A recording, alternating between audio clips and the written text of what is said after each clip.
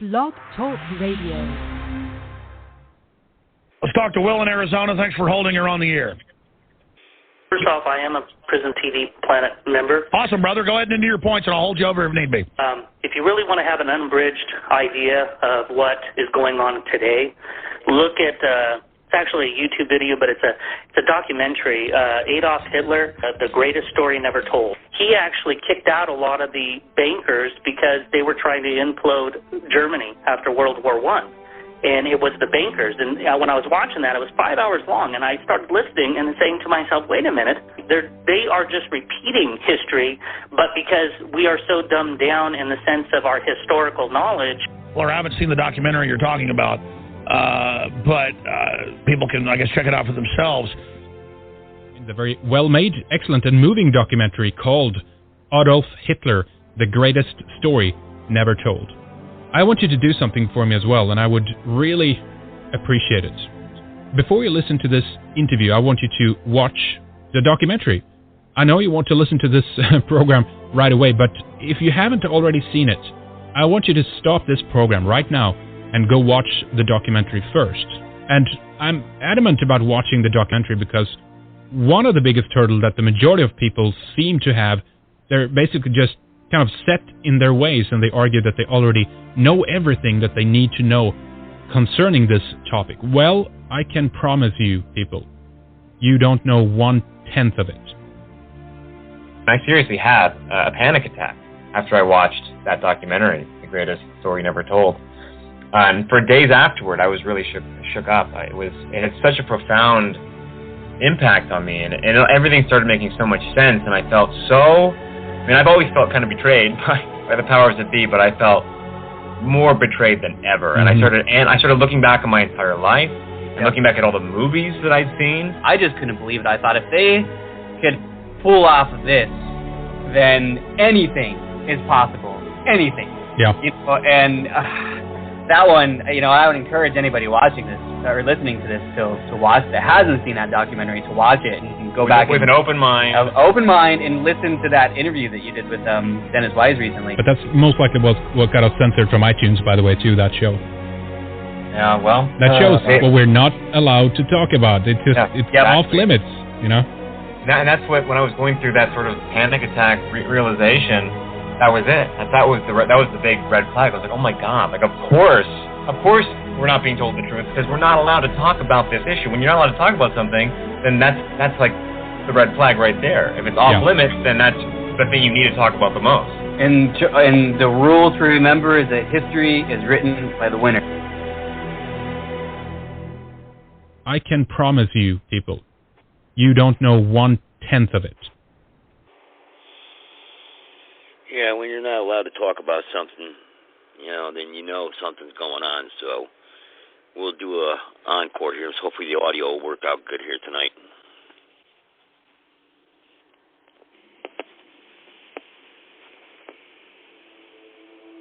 June the 6th, 1944. A grey daybreak over the channel, revealing an awe-inspiring sight.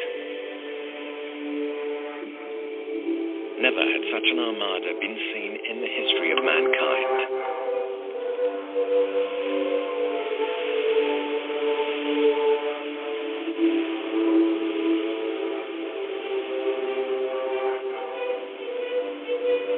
On board 7,000 vessels, 130,000 men crossed the stretch of sea, with air cover from 20,000 planes.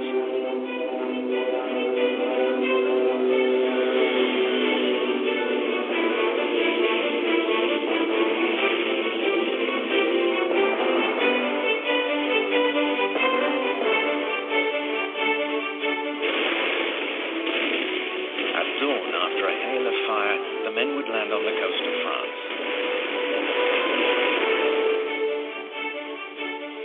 20,000 of them would also arrive by air.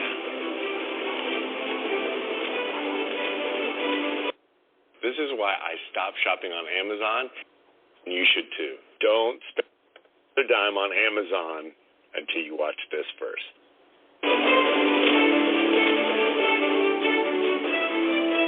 10,500 Allied soldiers would be lost on that day, and almost as many Germans.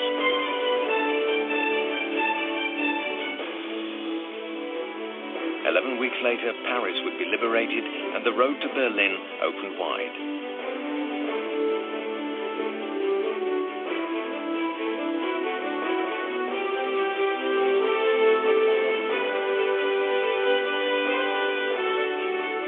This film will tell from the viewpoint of both Allies and Germans this epic tale, from its planning in Britain, launched in January 44, until its outcome in the summer.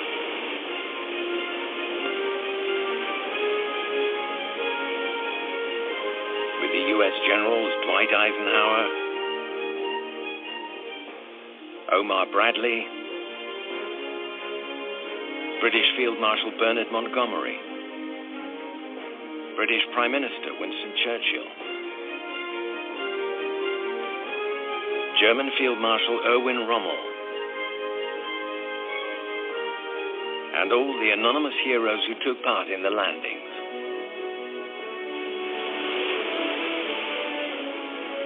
Not to mention men like Sergeant Grant, who risked their lives filming it.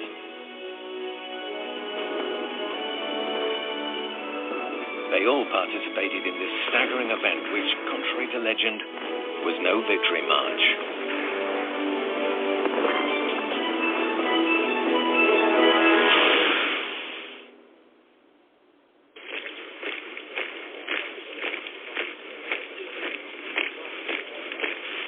December 1st, 1943, the Tehran Conference. 3 heads of state had just made a key decision.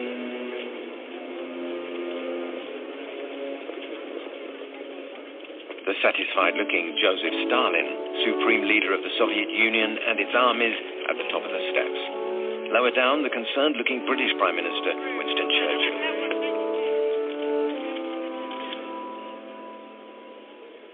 For 2 years, Stalin, Churchill, and U.S. President Roosevelt had been struggling to reach an agreement on the date of an invasion in Western Europe.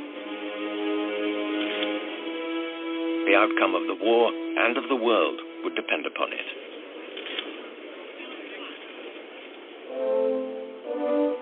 From the moment his country entered into the war with Germany in June 1941, the Soviet leader had been demanding the opening of a second front in the West to relieve the pressure on his troops, alone against Hitler in the East.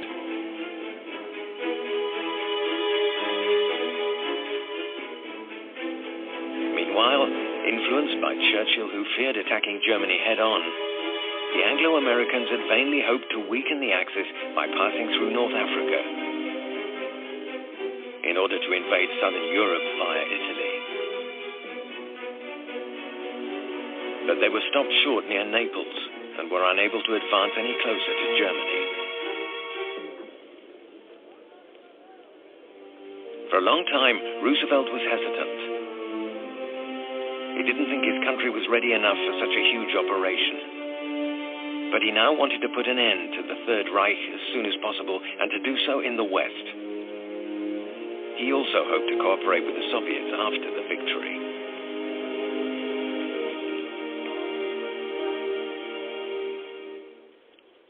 Churchill could only resign himself to it.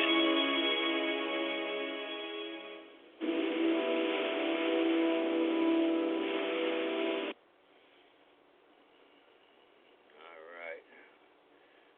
Okay, let's go to the next section here.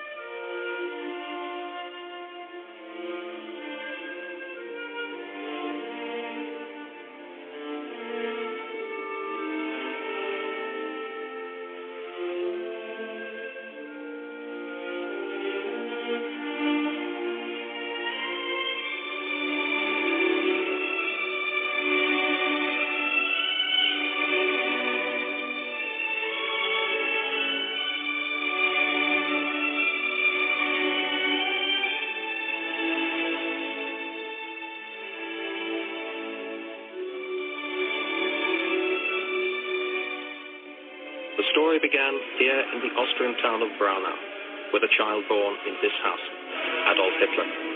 At his peak, the most popular ruler in Europe, the child born here in Braunau belonged to that handful of human beings who have clearly and decisively changed the history of the 20th century. Linz, Austria, the site of the only memorial to the Hitler family, the grave of Hitler's parents.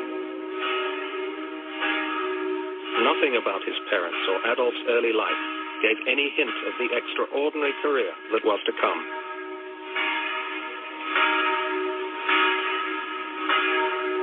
His father, Alois, was a stern, short-tempered customs official who beat his son. His mother, Clara, tried to protect him. When she died, young Adolf was broken by grief. He kept her portrait with him for the rest of his life. The infant Adolf was baptized and brought up as a Catholic. At the age of 6, he entered the monastery school at Lambach. Soon, he was top of his class. Hitler was a chorister at the great abbey church of Lambach. I used, he said, to intoxicate myself with the solemn splendor of the services.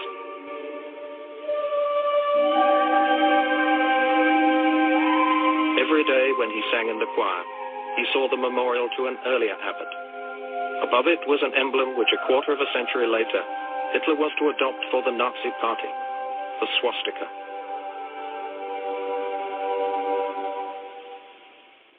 In his teens, Hitler became a moody adolescent. At secondary school in Linz, he lost interest in most of his work. His ambition was to go to Vienna and become an artist or architect.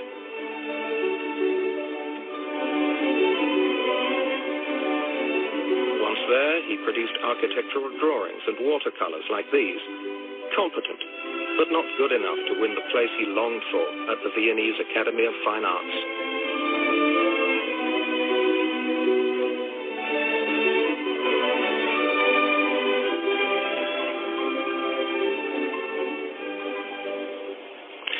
Little by little, all Hitler's early ambitions in Vienna turned sour. After the shock of being turned down twice by the Academy of Fine Arts, he became a drifter. Hitler later called his period in Vienna the most miserable time of my life. 3 of those miserable years were spent here in a Viennese backstreet at this hostel for homeless men. In this depressing hostel, the future Führer passed much of the day sitting with other inmates, churning out drawings and watercolors which earned him a modest income. When he drifted from Vienna to Germany in 1913, he was still dreaming of becoming a great artist or famous architect. Munich, the 1st of August, 1914. A cheering crowd welcomes the outbreak of the First World War.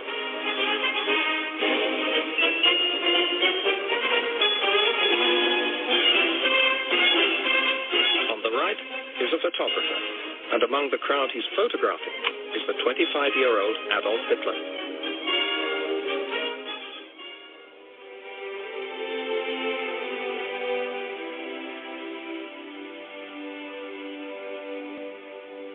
If you look at the tenacity of his service, I mean, he's a fanatic, and he petitioned King Ludwig III of Bavaria to enlist in what's referred to as the King's Own Regiment. That's an elite Bavarian unit.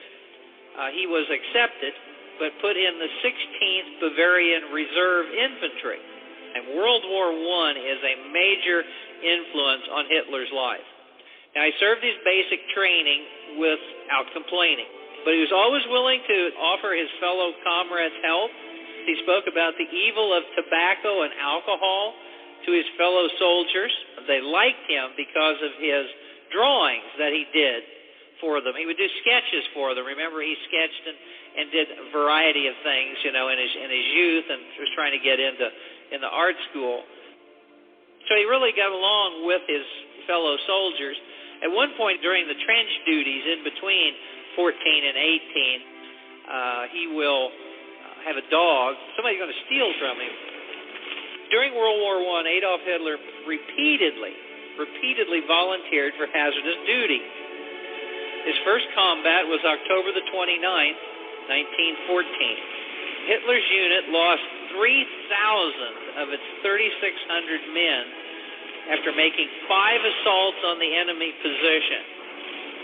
Now, Hitler had one of his sleeves shot off. He walked out of a tent where he'd been talking with some men, and a couple of seconds later, a shell hits it and blows at the Kingdom Come. And for his fighting in this unit, he was awarded the Iron Cross Second Class for bravery under fire, and he was promoted to corporal. This is a well-deserved award. Later, he became a runner, which meant he moved messages from the rear to the front, and it's a very high mortality job, and he liked it. He always liked that job. Then in December of 1914, when you have the famous Christmas truce on December the 25th, Hitler wouldn't leave his trench, and his comment was, such a thing should not happen in wartime. And then he told his buddies that participated that they were wrong to get involved. So no fun while the war goes on. Those are your enemies. Now, between 1914 and 1916, in the final stages of the Battle of the Somme, Adolf Hitler was wounded in the leg by a shell fragment. This sent him back to Germany to recover. And he's there for about 5 months. Hitler could have stayed back in Germany on light duty because of his wound, but demanded to be sent back to the front. So he's no shirker. You've got to give a guy some due here for not being a chicken. A lot of people, look for a way to get out of there. Then you have Hitler back again on trench duty, and then he shows up again during the, of course, German offensives.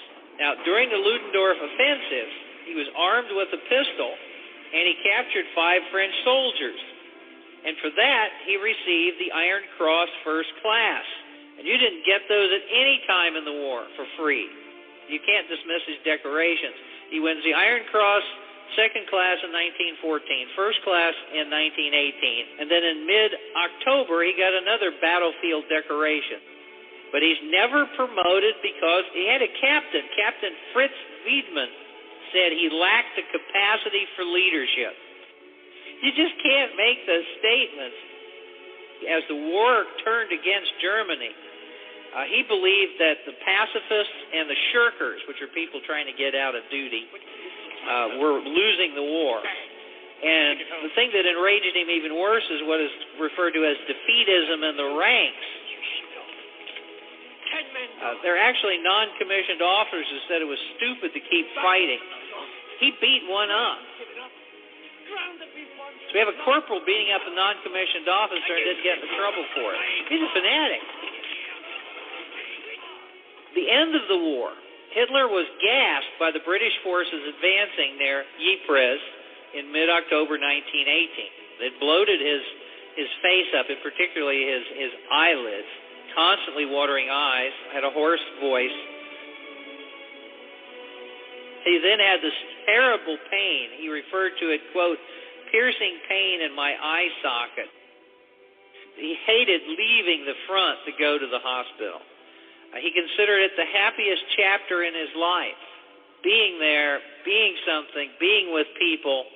He had friends and he had comrades while he was in the war. He was not a loner. He had the respect of his fellow soldiers. He had purpose.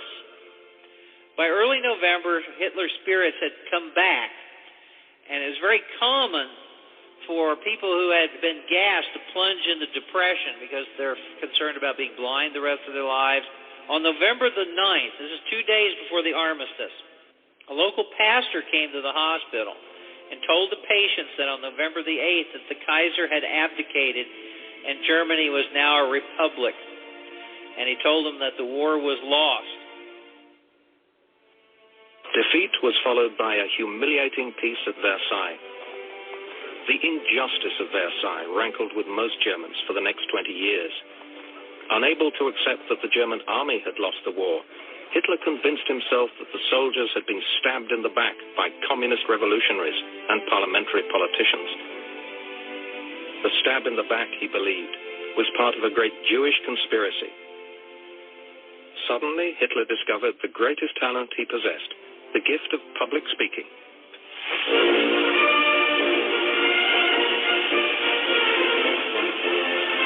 He joined a small group of fanatical nationalists in Munich. They became the National Socialist German Workers' Party, or Nazis. In 1921, Hitler became their leader.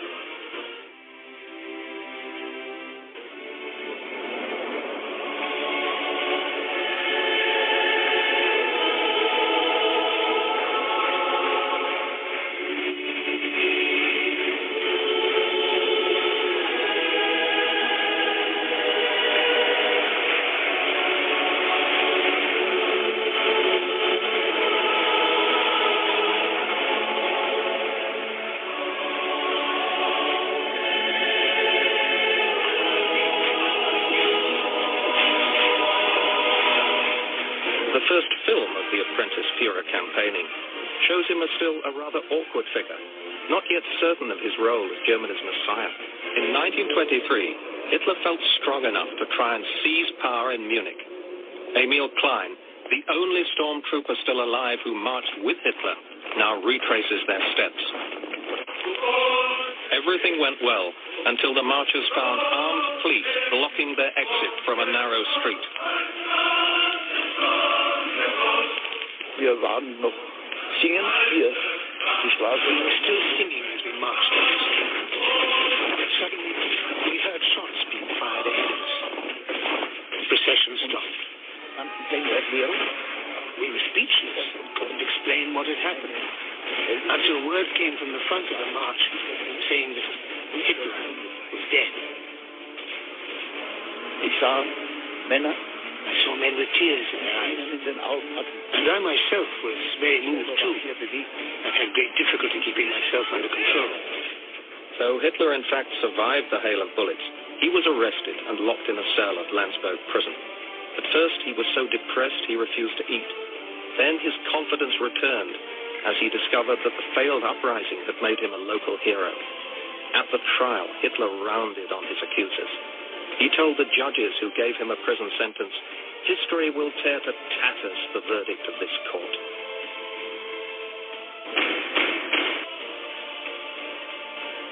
You have been accused of high treason and called an enemy of the state.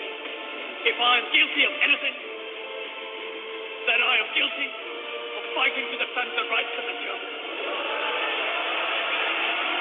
Herr Hitler, court finds you guilty of treason. You are hereby sentenced to a fine 200 gold marks for 5 years in Landsberg prison. You will be eligible for parole in 9 months.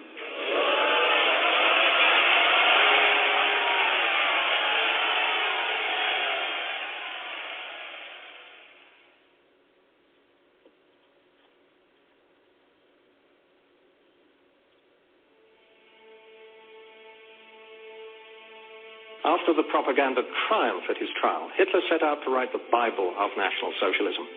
He dictated much of the text here in his cell to his faithful follower, Rudolf Hess.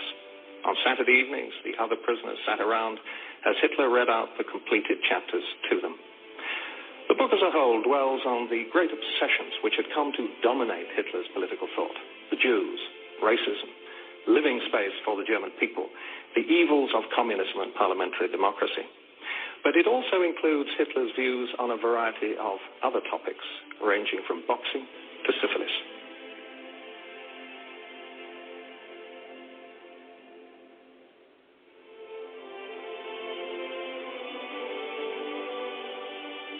The amazing appeal Hitler was later to exercise, but on his mastery of the spoken word. After prison, the leader, or Führer as he now called himself, had a new political strategy. Instead of planning another coup, he aimed to win power at the polls. What was to win him millions of votes was instead his vision of a great national revival. Hitler's election opportunity came with the onset of the Depression. In a few years, 1 in 3 of the labor force was out of work, Ilse Wendel was a church social worker during the Depression among the unemployed in the Berlin slums. The despair was so terrible as I can't describe it. You had everywhere beggars. Wherever you went in Berlin, you had beggars. The democratic political parties offered no solution. To millions of Germans, the only hope was Adolf Hitler. Have you been to the marketplace? Do you know how much it costs for a loaf of bread these days? 500,000 marks. 500,000 marks. The wheelbarrows aren't big enough to carry the money in. He's afraid I'll stir things up. You tell Commissar Carr. This is not a time for silence. I supported Hitler because he, after having seen all that depravity, all that poverty here, was the only one who could do social justice to the people here. He had that ability, the ability derived from his readiness to throw himself totally open, to appear, as it were, bare and naked before his audience, to tear open his heart and display, to throw on a few extra generators and suddenly become absolutely charged with energy.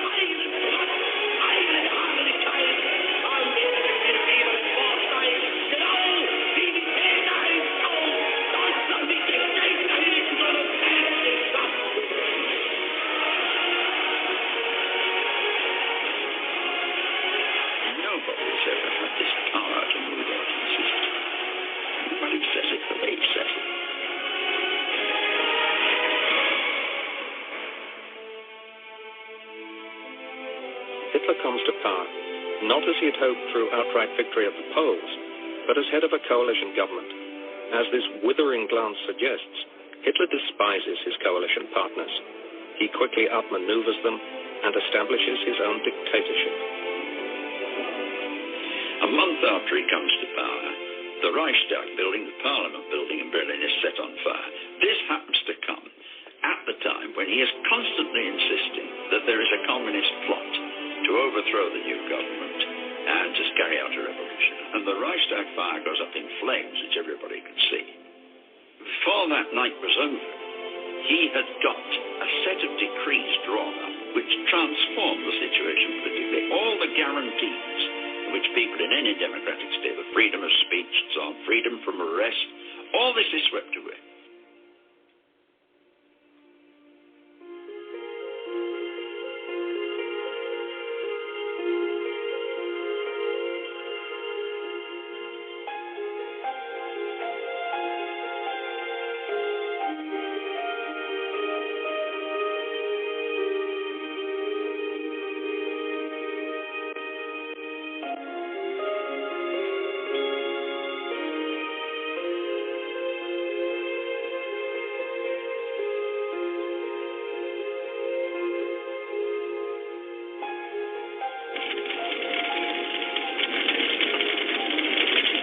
A majority of Germans tolerate the burning of books, the banning of other political parties, and the setting up of a police state, because Hitler offers a way out of the depression. If he's doing things which are not so good, which haven't, then we said, well, you have to take the rough with the smooth. Dictatorship seemed to be the only way to get out of the mess. So I thought that was a good thing that they cut away all this nonsense and rather did something. really did something, and that's what Hitler did. He eliminated the crushing unemployment that Germany suffered. And he gave millions of people new confidence and indeed welfare. They were doing better, much better.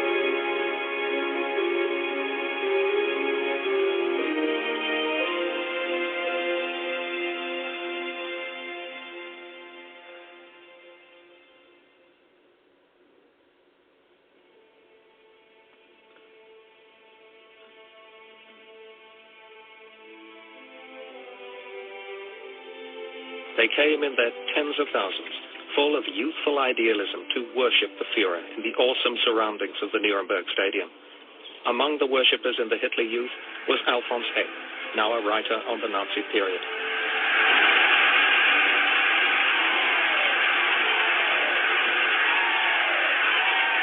The decisive turning point in my life occurred at the age of 10. From that moment on, I would remain beholden to Adolf Hitler long until after our defeat. I was one of 82,000 members of the Hitler Youth lined up in the Zeppelin field. I stood in the first row.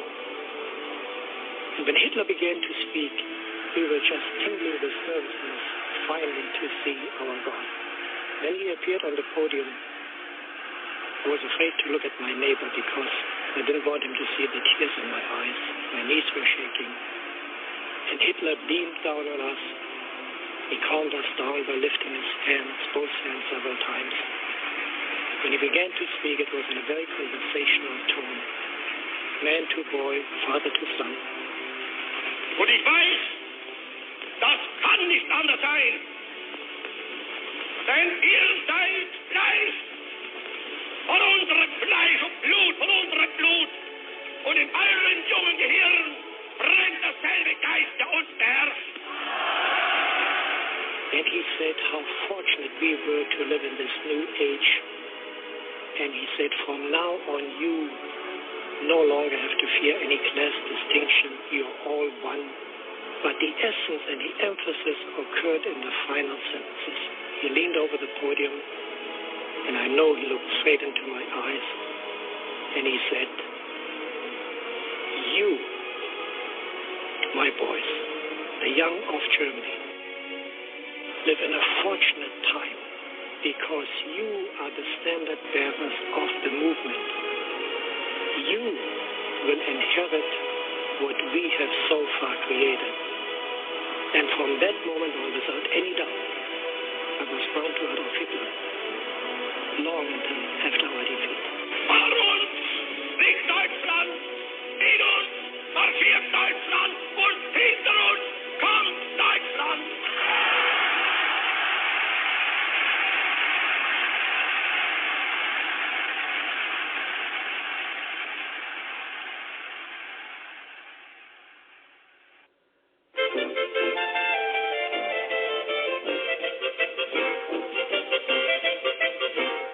mid-1930s were the halcyon years of Hitler's Germany.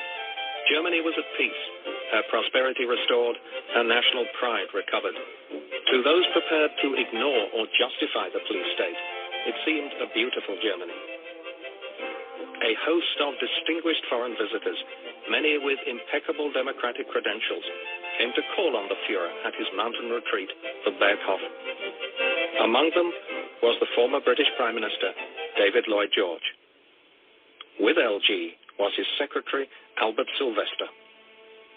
Hitler ran down the flight of stairs to welcome LG as he got out of his car, shook hands with him most warmly, and conducted us into the inside of the Berghof. This massive room, the only light of which came from a massive window, which was terrific. I've never seen such a window. Lloyd George said, "You have done great things for Germany. You have restored her honor, and you have gained for her equal rights."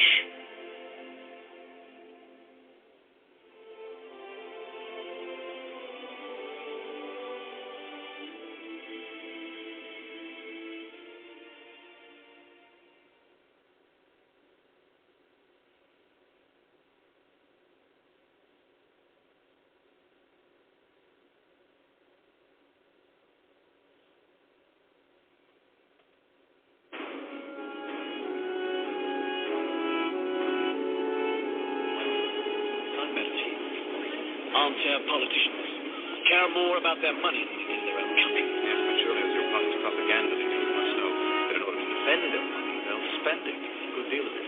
That is, if someone they trust tells them it's a safe bet. That's what I can do.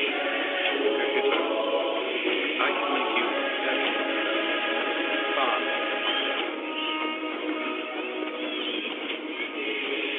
But you have to admit, color catches the eye.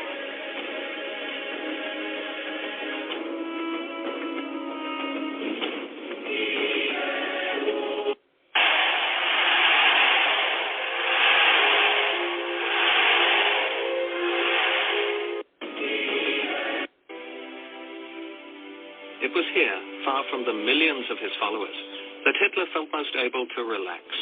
The inner circle at the Berghof saw a quite different man from the charismatic Führer of the party rallies.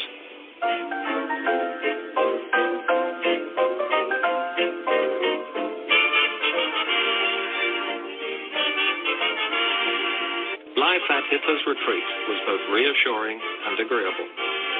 And there was an entertaining side to the off-duty Führer, as Ribbentrop's private secretary discovered. I was overwhelmed by the possibility to meet the Führer personally. And for instance, for the beginning, he was a sort of a messiah for me. He was a man who liked a joke. He could laugh a lot. He didn't accept two sorts of jokes, dirty jokes and political jokes. They were banned. But all the other jokes he enjoyed terribly. Hitler had no close friends in whom to confide his innermost feelings. He could never admit human weakness to anyone. But the inner circle discovered one secret of his private life, which was unknown to ordinary Germans. When Hitler was talking for hours and I was standing near to the wall, waiting until they want some papers or something. And the curtain opened of Eva Braun appeared and said, "Adolf, you must have lunch now."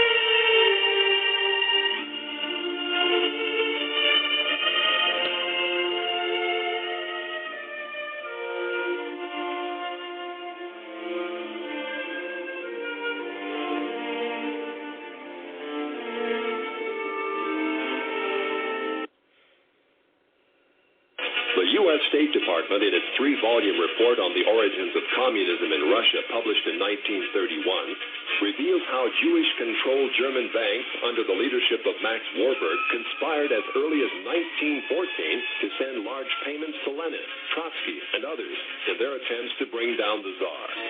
When the White Russian patriots heroically attempted to regain their freedom from the Jews, the Judaica says compact Jewish masses were utilized by the Bolsheviks to suppress such counter-revolutions. Clearly, Jews and native Russians were engaged in a death struggle over the destiny of Russia. Unfortunately, the Jewish masses won. The Jewish masses won. The Jewish masses won. We will survive. That's what they tell us. What they mean is they will survive. We surrendered in November at a time when we were perched on the edge of victory. Betrayed by the cowards and the traitors within our ranks.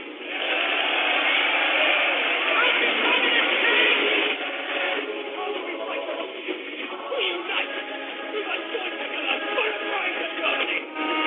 We will hang the profiteers, crush the communists. We will disinfect our country of the Jewish vermin. We will struggle, yes, but only then will we triumph, and we will triumph.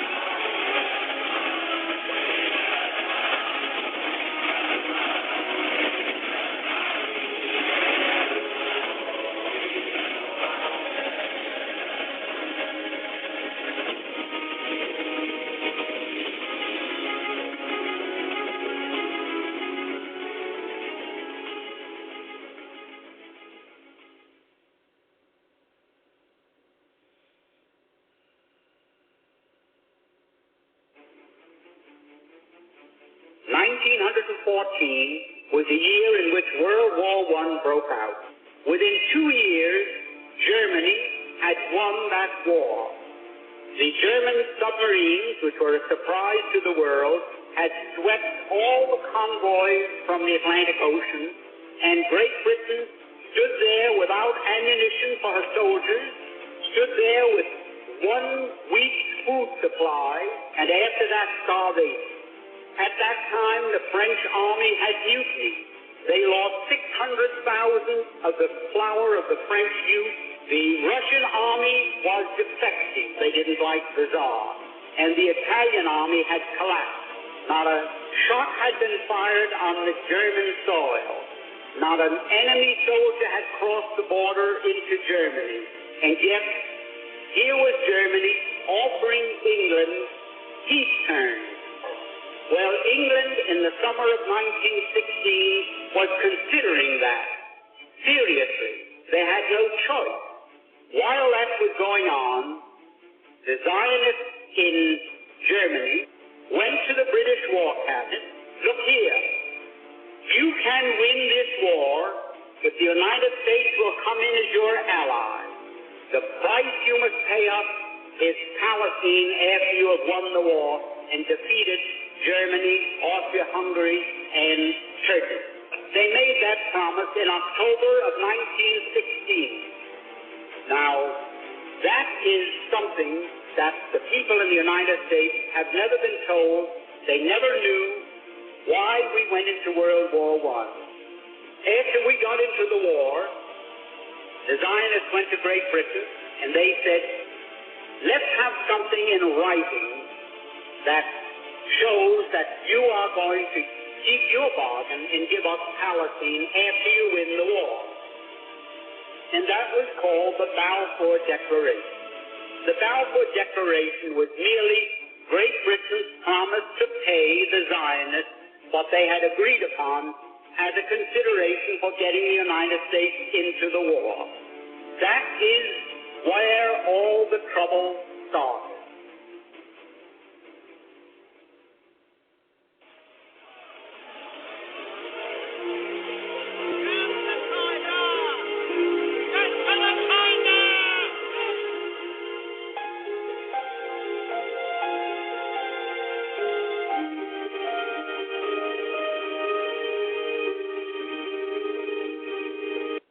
When you ask what have the Germans done to the Jews, you must always ask what done the Jews to the Germans.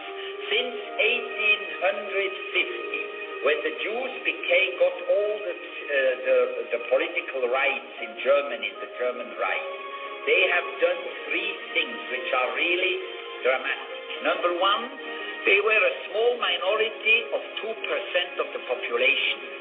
At the time when Hitler came to power, 500,000 within 60 million German people. 500,000 among 60 million.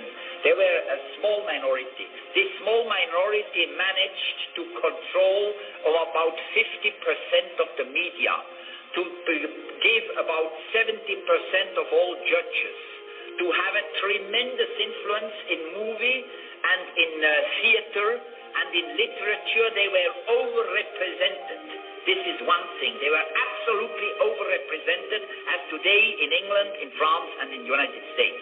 Second, Jews were at the origin of a lot of catastrophic financial bank crashes in Germany between 1870 and 1920. In that time, they made a lot of crashes which have, this is all documented. It's not Nazi propaganda or anti-Semitic or Arab propaganda. It's a lot of books have been published, even by Jewish Germans, about this problem.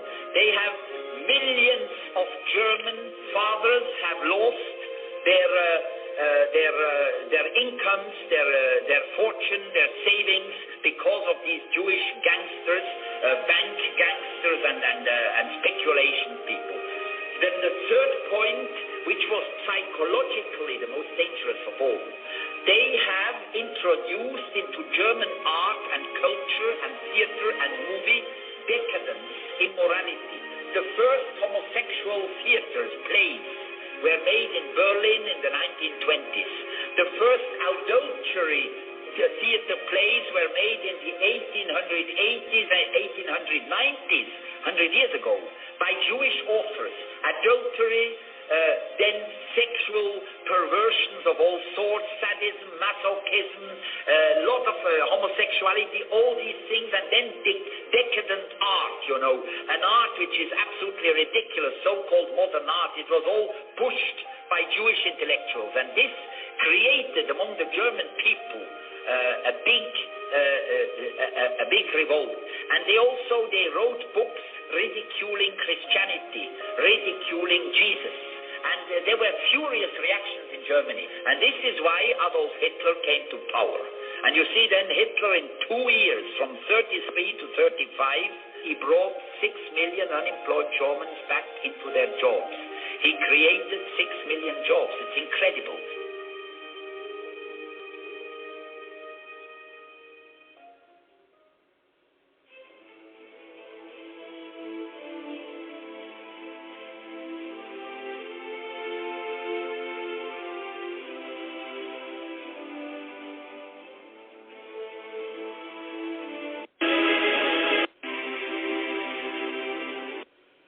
Of territory given to the newly independent Poland, separating East Prussia from the rest of Germany. While on the west, France took back the provinces of Alsace and Lorraine, and was also given the right to mine coal in the Saar, an area placed under League of Nations control for 15 years. To protect France, Germany was forbidden to station soldiers in the Rhineland, an area which was to be occupied by Allied troops until 1935. It was not only the loss of territory which Germany resented, but also the fact that Czechoslovakia and Poland now contained large numbers of Germans. And as if to add insult to injury, the treaty forbade German-speaking Austria to unite with Germany. Her fortifications were to be destroyed. Her army was to be reduced to 100,000 men. No air force, no submarines, and to accept blame for starting the war and pay reparations. So, in the high summer of 1919, the German delegates were brought to the Great Hall of Mirrors at Versailles to sign the peace treaty. It was a compromise peace that satisfied not even one single Allied leader, and predictably the Germans loathed it. The Germans argued that the Germany to which they were returning had suffered poverty and unemployment in the years since the war and couldn't afford the vast sums demanded by the Allies.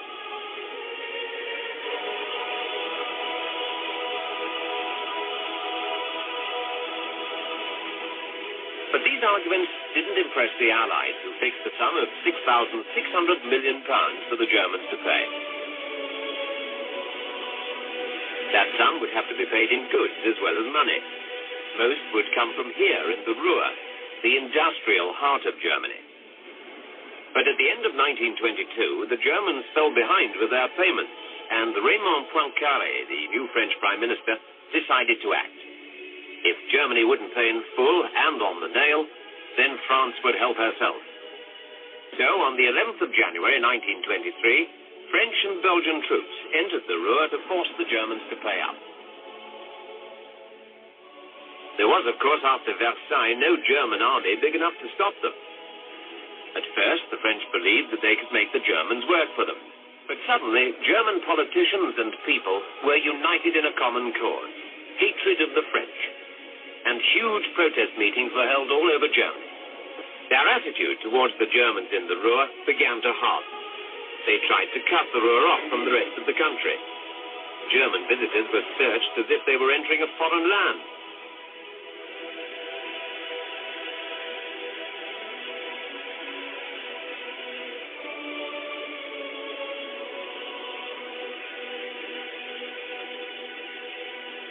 In 1923 was disastrous for Germany. In that year, the great German inflation reached its peak. For some time, the value of the mark had been dropping. As the value of the notes decreased, so the amount of notes needed to buy things grew. Banks became more and more hard-pressed to meet the ever-increasing demand for paper money. For their customers, suitcases replaced wallets. As Germany slid towards disaster, Gustav Stresemann was appointed Chancellor. The loss of production in the Ruhr was making inflation even worse, and Stresemann realized that the only way to help the economy back to normal was to call off resistance there and get production going again. The government also announced that Germany would resume the payment of reparations. It was the only possible way of getting the French out. But to the nationalists, it looked like yet another pathetic surrender to Germany's enemies. General Ludendorff, who had never accepted that Germany had been defeated, gave his support to Adolf Hitler, the leader of the new National Socialist Party.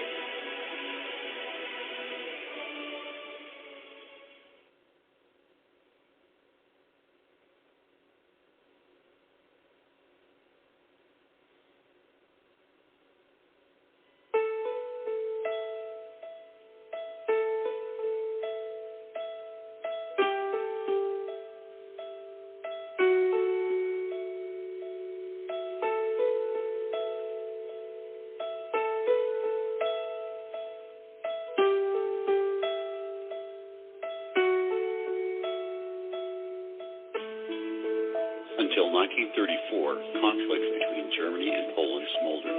Danzig, next to East Prussia, had been completely cut off from the Reich. Warsaw continued to try to wrest total control over the strategically important harbor city. In West Prussia, the situation was similar. East Prussia was now completely cut off from the German Reich.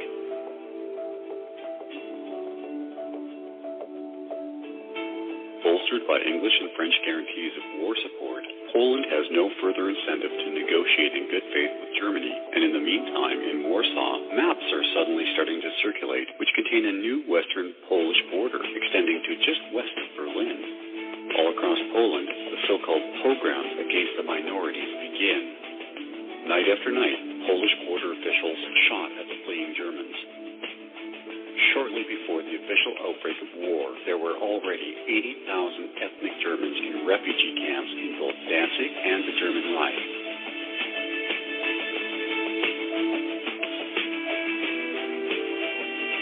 The misery of the minority Germans in Poland had now developed the third and most pressing reason that would lead to the outbreak of war.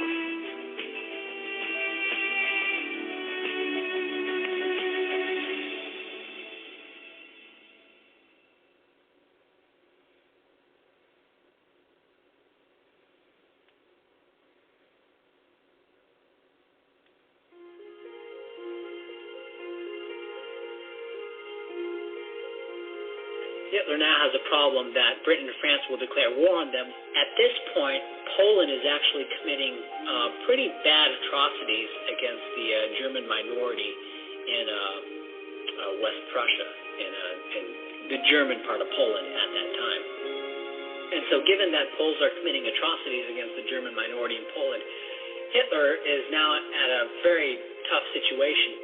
Basically, it's like, all right, if I don't declare war on Poland, if I don't go in and help these Germans out, well, then the German minority is just going to keep getting slaughtered. And it's not an insignificant amount of Germans in that area who are being killed. I mean, it was pretty bad what was going on, what the Poles were doing in that area. And so he was basically saying, well, if we don't go in, then those Germans are just going to keep getting slaughtered.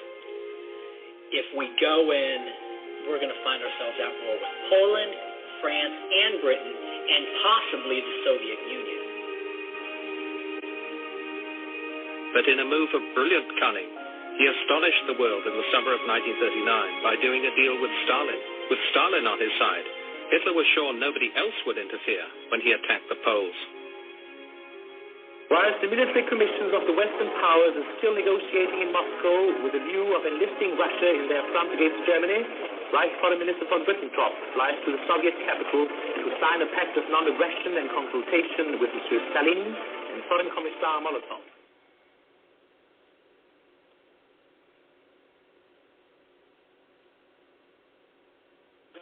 The applause greets the Führer who has just arrived in the Hall Opera House to address the Reichstag, which has been called an extraordinary session. Frankreich war und ist eine deutsche Stadt. Danzig was and is a German city. We have only Germany to thank for their cultural development. Wenn Polen versuchen sollte, auf dem Weg zollpolitischer Maßnahmen Danzig wirtschaftlich zu vernichten, dass ganz Deutschland nicht mehr länger untätig zusehen könnte. I told the Polish ambassador 3 weeks ago that if the situation continued as it was, if Danzig were persecuted and it were attempted by Poland to ruin Danzig economically, the situation could not be tolerated.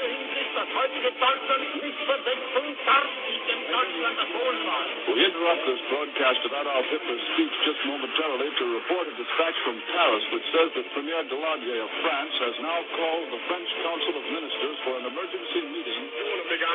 Sie haben mich daher nun entschlossen, mit Polen in der gleichen Sprache zu reden, mit der Polen und I therefore resolve to speak to Poland in the same language in which Poland has addressed us for such a long time.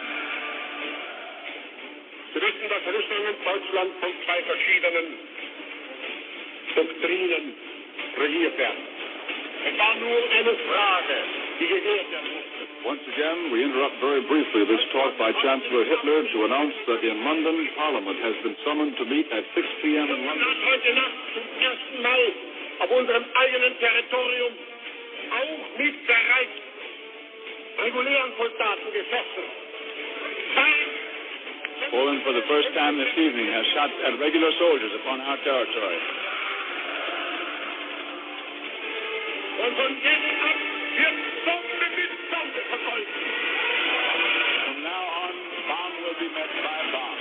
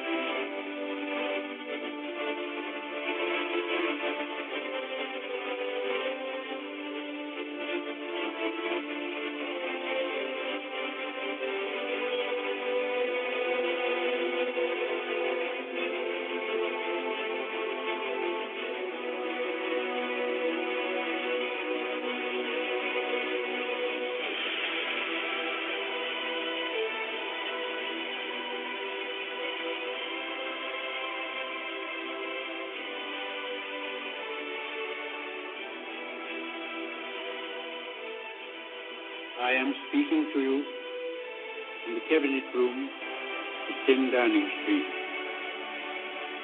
This morning, the British ambassador in Berlin handed the German government a final note stating that unless we heard from them by 11 o'clock, that they were prepared at once to withdraw their troops from Poland, a state of war would exist between us. I have to tell you now that no such undertaking has been received, and that consequently this country is at war with Germany.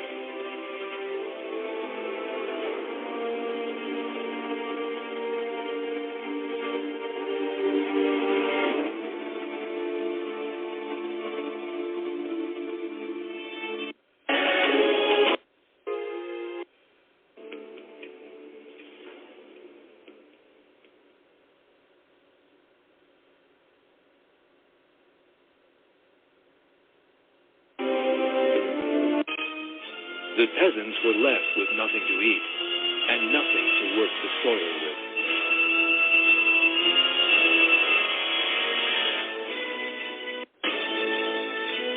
Some peasants managed to hide their goods rather than give them up.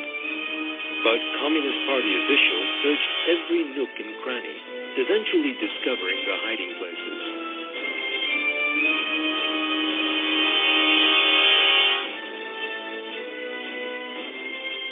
The officials also seized the peasants' agricultural equipment. The peasants were left with nothing to eat and nothing to work the soil with.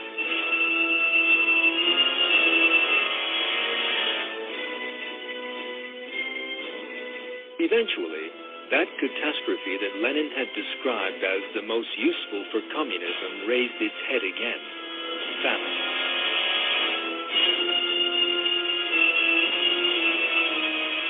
In Ukraine alone, 6 million people starved over the next few years. 2 million died in Kazakhstan, and 1 million in northern Caucasus. Children reduced to skin and bone died in agony. There was another ghastly result of the famine inspired by Stalin: cannibalism. Peasants maddened by hunger began to eat corpses. Then an even worse horror emerged. Some peasants had kidnapped children and eaten them.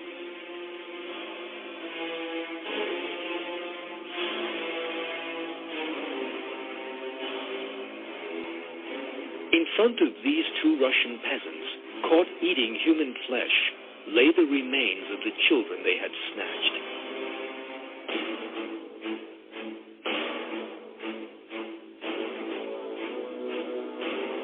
Stalin's regime had turned human beings into savage animals, just as communism had intended.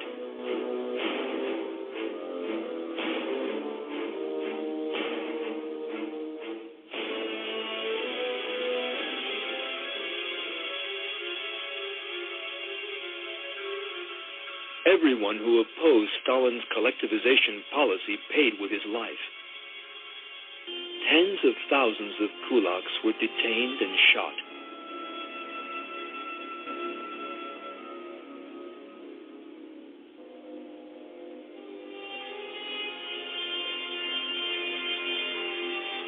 In actual fact, the regime branded everyone it saw as opposed to its ideology as kulaks.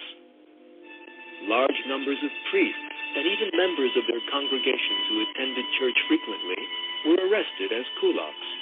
Some were executed. Others were sent to the labor camps, where a slow, lingering death awaited them. These camps were set up all over Russia and were simply another of Stalin's killing machines. Millions of people regarded as enemies of the state were worked to death in them under the most terrible conditions. Some were put to work laboring on canals in the blazing heat. Others were sent off to break rocks in the freezing cold of Siberia. These people, forced to perform hard labor under the worst possible conditions, soon turned into living skeletons. The great majority never left the camps alive. The Soviet Union, like every communist country, has what was an economic basket case. It could not produce enough to survive. And so every communist socialist state has been dependent upon aid from the capitalist producing states. So Russia was desperate for our aid, both in terms of direct government aid, but also in terms of opening up the spigots for private capital markets, particularly New York bankers and corporations, to move into Russia in a big way. In 1933, the Roosevelt administration invited a Soviet representative to Washington to negotiate terms of diplomatic recognition.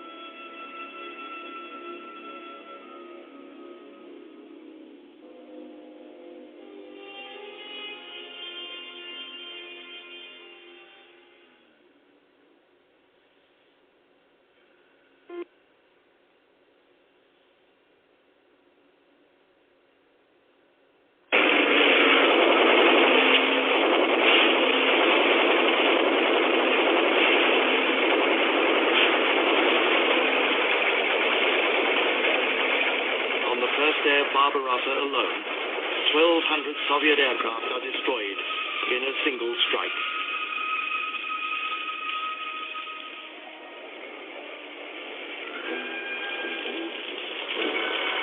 Panzer units sweeping east are already deep inside Soviet territory.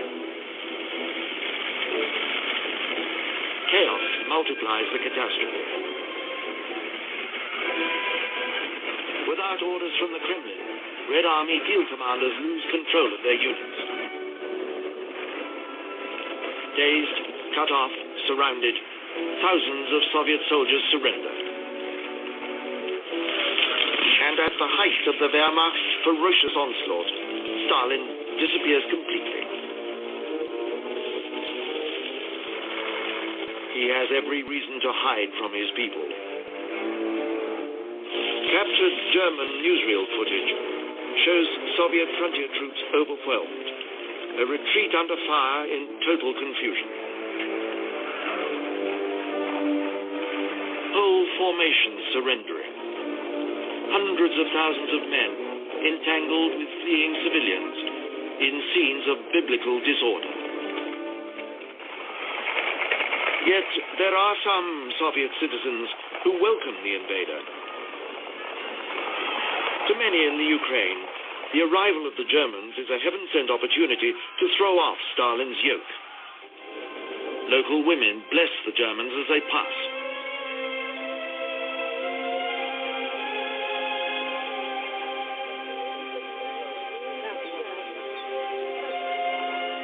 Their menfolk destroy reminders of a man who has terrorized them for years.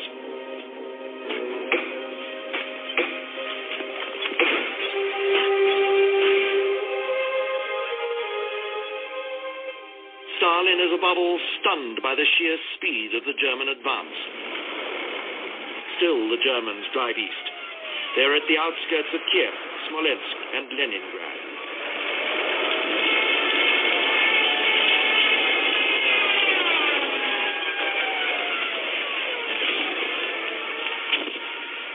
Yet fierce pockets of Red Army resistance fight on behind enemy lines. The fortress city of Brest.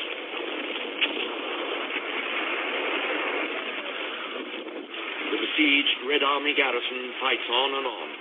for more than a month until they are finally compelled to surrender.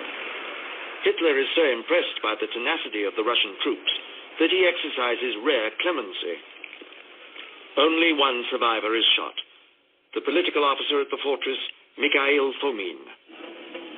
The Führer cites the defense of Brest as an heroic effort, an example to his own soldiers. And he visits the fortress with Mussolini to acknowledge a hard-earned victory. But for Stalin, the defenders of Brest are not heroes. Years later, after their release from German capture, he will send survivors to the Gulag. The Wehrmacht's rapid, relentless advance seems unstoppable.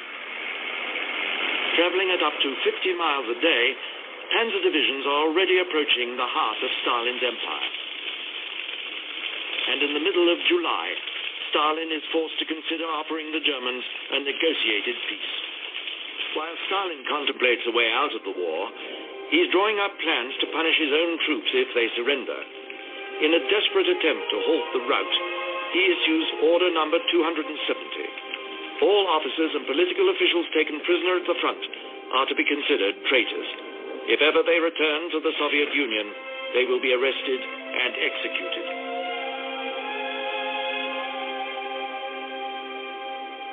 But the barbarity of Order 270 does not stop there.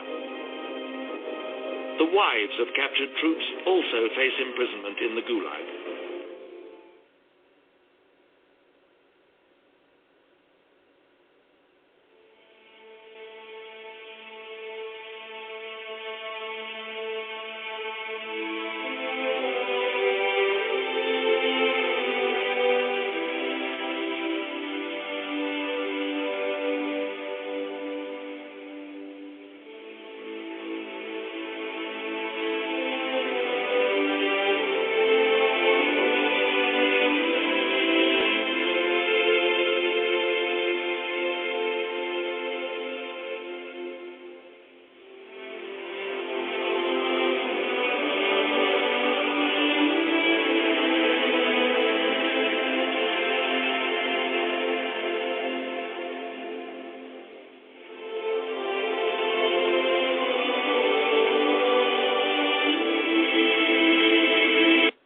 Draws to a close. Leningrad is totally cut off, with no land link left to the Soviet Union. At the end of September, the Führer launches Operation Typhoon, the final drive along the road to Moscow. 14 German tank and 74 infantry divisions, a total of 1.8 million officers and men, take part in the offensive. Stalin has good cause for panic now. Facing a disaster that might sweep away the whole Soviet Union, they have one last hope, that the weather will save them. Sleet is turning to snow.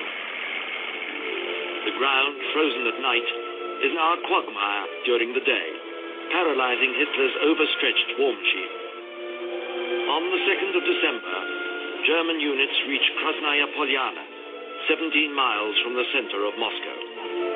As the weather intensifies and temperatures plummet, the bleak truth is time turns decisively against them.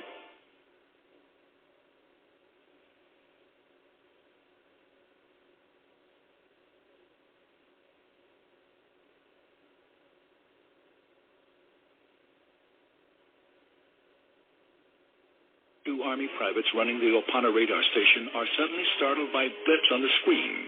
50 planes headed for Oahu. Immediately, they report the sightings to the Army Operations Center. They're dismissed as U.S. planes coming from the mainland.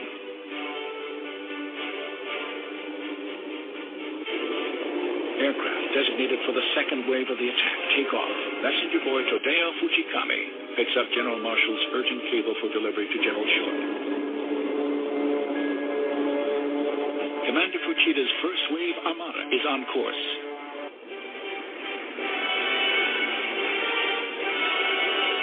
Sleepy-eyed sailors and Marines, their breakfast getting cold, mistake the attack for some crazy kind of air raid drill. They think the planes are American. As At 7:55 a.m., dive bombers hit Hickam and Wheeler airfields.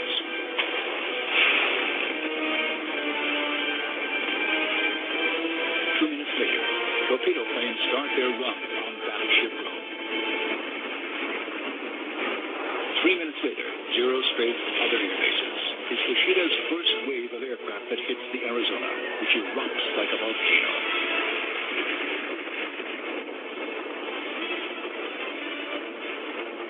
Flames burst 500 feet into the air. Yoshida's deadly first wave sinks the West Virginia. Now the Oklahoma, a battle wagon moored outboard of the USS Maryland, shudders with torpedo hits. She begins listening and capsizes. More torpedoes rip into the battleships California and Nevada.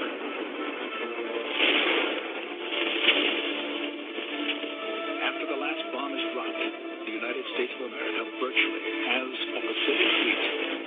No longer.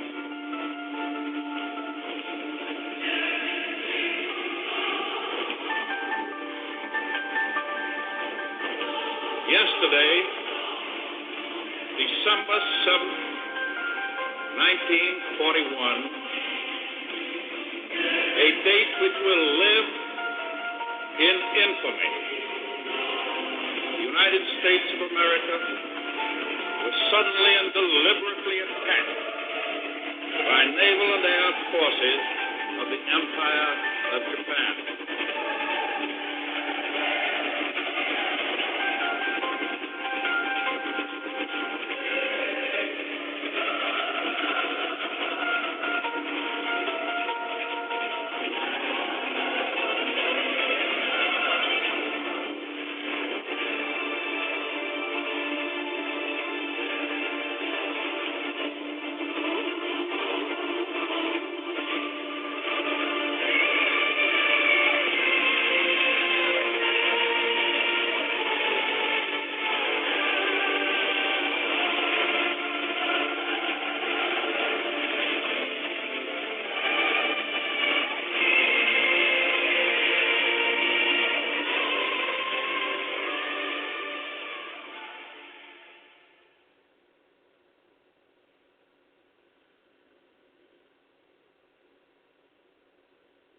Who stopped the terror that had been upon us for 25 years, who came and opened the churches for us and said, you can have all the services you want. It was like heaven. My mother, to the day she died, never stopped talking about the wonderful 2 years that she had when the German army came. They took over the houses. We gave them gladly. It was magnificent. And we were absolutely convinced that the Germans had come to save us from communism. And never was there any reason for us to change our minds. Why should we? The Germans were heroes in our eyes. We absolutely believed in Adolf Hitler. We believed in the nature of his struggle, in the merits of his struggle. We had these magnificent German soldiers protecting us. So the beginning was not at all unpleasant. But then it became grim. Then the winter came.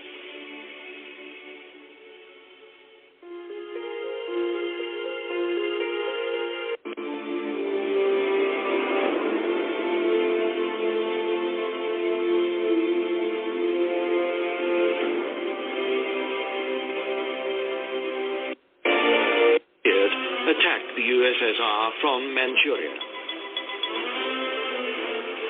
And for once, crucially, Stalin trusts the advice of a minion. He authorizes the transfer west of more than half the Soviet strength in the Far East. 17 fresh divisions, trained regulars with full armored and artillery support that will form the heart of the counterattack.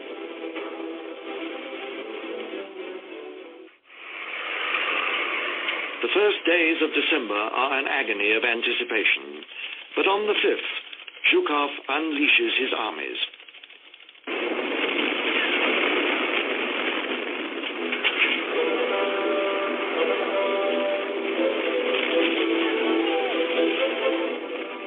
Within 48 hours, the Soviet thrusts are fully underway.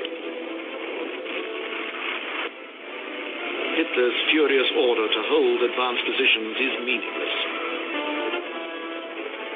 The Red Army's new T-34 tanks are rugged, powerful fighting machines designed to perform unfailingly in the bitter cold of deepest winter. And swarms of specialist ski troops are too fast for the ill-clad Wehrmacht.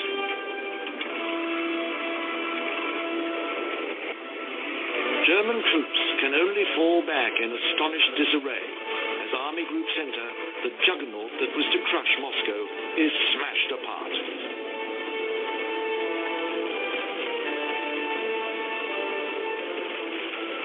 After 6 months of catastrophic defeats, the Red Army's hard-fought victory is undeniable. And as the year closes, Soviet towns and villages west of the capital are being freed from their brief Nazi occupation. There will be more sweeping Soviet victories, but none will burn more brightly than this first astounding recovery from the brink of defeat. Convinced now that Germany is on the brink of collapse, Stalin demands attack after attack. Every remaining reserve is thrown into the fray as he seeks to drive the invader from Soviet territory. But it is impossible. Their superhuman effort has taken its toll, and the armies are exhausted. Dissipated by Stalin's overreaching ambition, the offensives make only trivial gains, and at a dreadful cost. And by the time its attacks peter out in February, the Red Army has lost almost 1 million troops in the battle for Moscow. That grim statistic will be hidden from the Soviet people for half a century.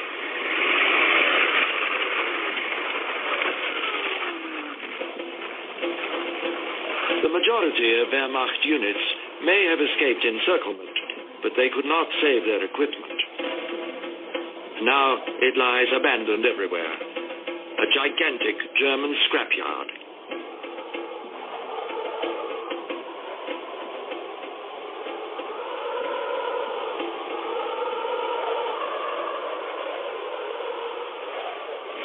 It is a fitting sight to show British Foreign Minister Eden when he arrives to survey the battlefields. For neither Britain nor Stalin's new ally, the United States, believed that Moscow could survive the German onslaught.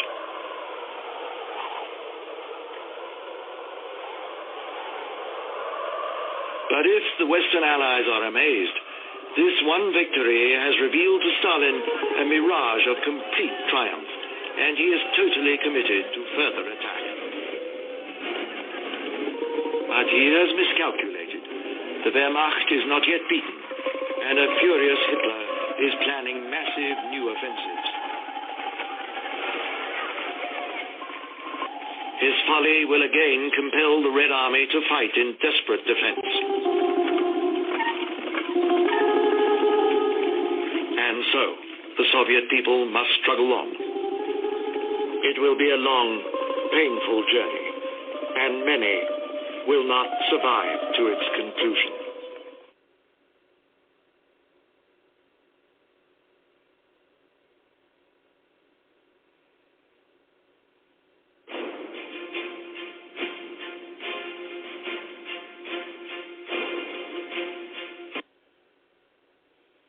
The leaflets adds credence to German claims of imminent victory. And on the brink of catastrophe, he resorts, as always, to terror. Stalin's Secret Order number 227, issued under his signature in late July 1942. This notorious document makes any unauthorized retreat punishable by death. Not one step back. Stalin means it literally. And this unique footage shows NKVD troops putting his edict into practice. They're known as blocking units. Deployed just behind the troops, they pass instant sentence on any who disobey Order 227, enforcing the Supreme Commander's will without hesitation or mercy.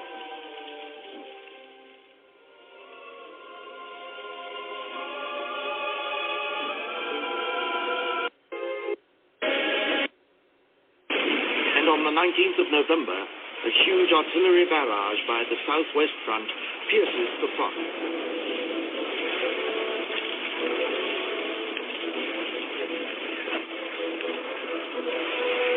And Yeremenko's southern wing surges forward on the next day.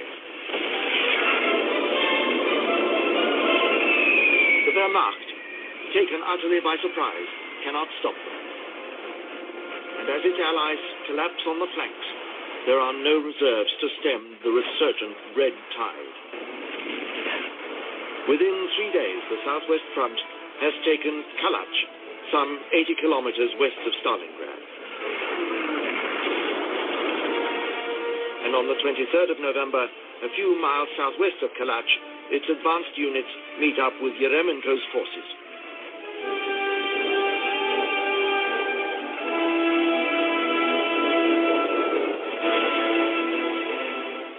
Suddenly, the German Sixth Army and the Fourth Panzer Army, perhaps 300,000 of Hitler's finest troops, are surrounded inside Stalingrad.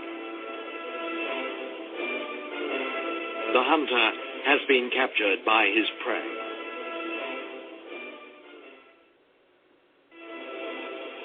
An astonished Hitler summons Manstein, his troubleshooter, to Stalingrad. Two Soviet armies, the 51st and 2nd Guards, are rushed to meet Manstein's relief force and stop it dead in its tracks. The Guards pay a high price for stopping Manstein.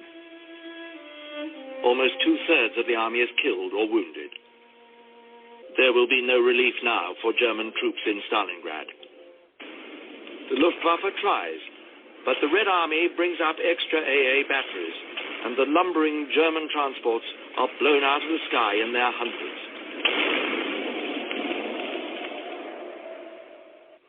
Yet, like Soviet troops before them, they entertain no thought of surrender.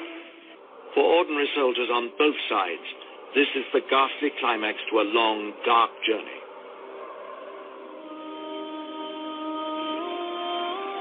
In the heart of the cauldron, Hitler's gladiators know now that they are doomed. They evacuate a few casualties on the last plane out of Stalingrad. And with it go their last words to families, lovers, friends.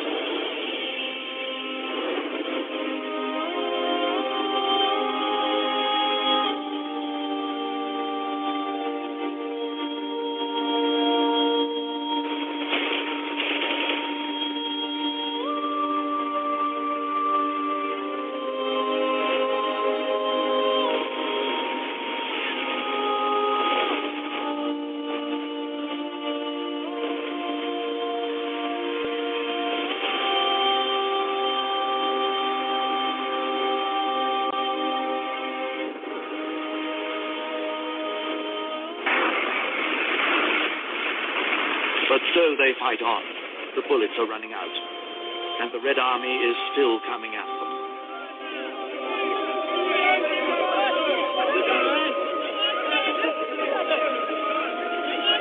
Finally, after 5 long months, a battle that began almost by accident is over.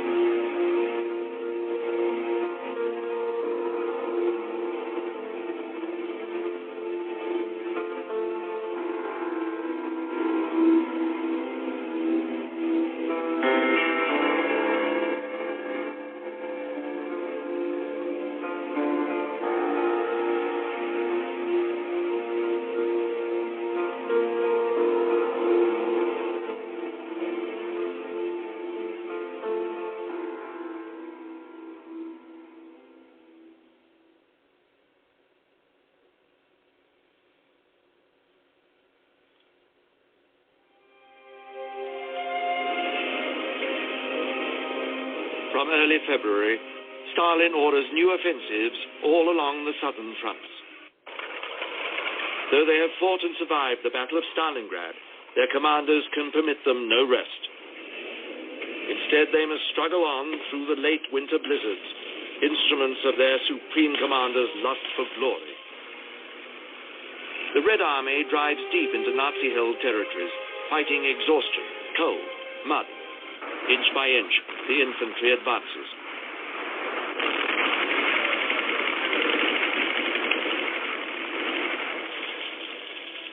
The Führer knows that if his stretched forces are to defeat the Red Army in 1943, they must attack quickly before it can recover from the losses of the winter. Hitler's strategy is simple and optimistic. In a two-pronged attack, he plans to destroy the Soviet position around Kursk. On the map, a great bulge, 130 miles long and 100 miles deep, at the center of the Eastern Front. And so now, two gigantic armies are converging. The greatest tank battle of all time is about to begin.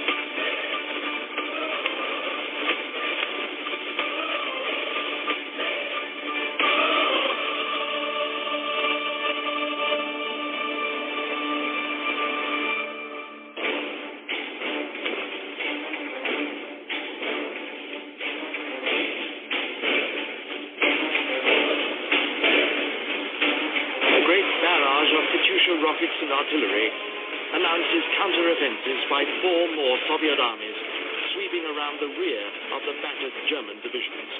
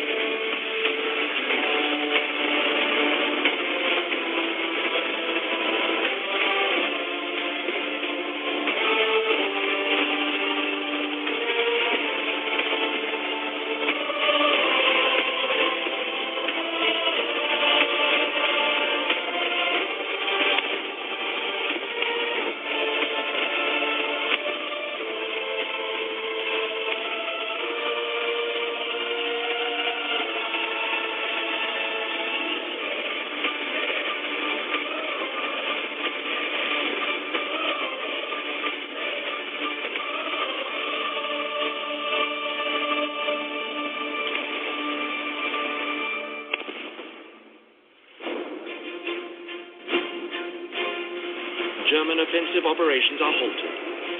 The Wehrmacht can only retreat. It leaves behind the mangled debris of war.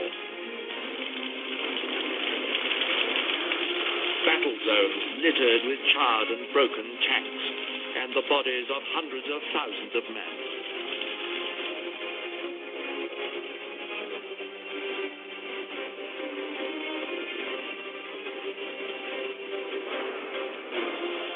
For survivors of this savage inferno, shattered, shell-shocked, stunned by the horrors they have witnessed, there can be no joy.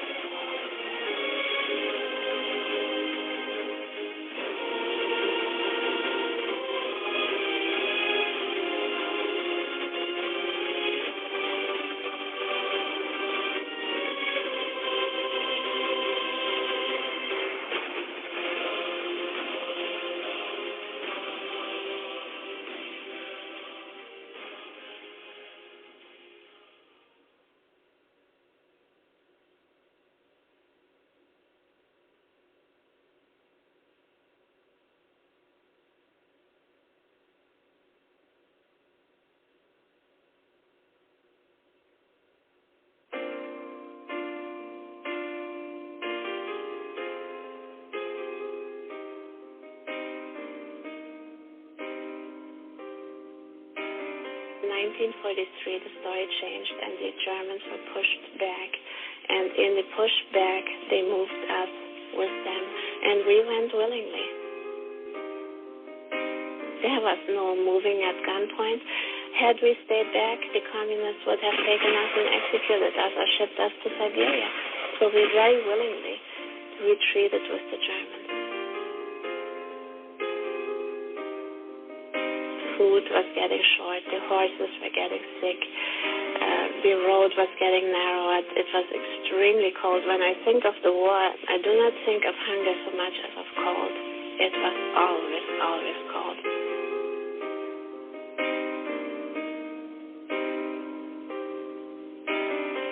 And then, of course, once the winter came, it became harder and harder.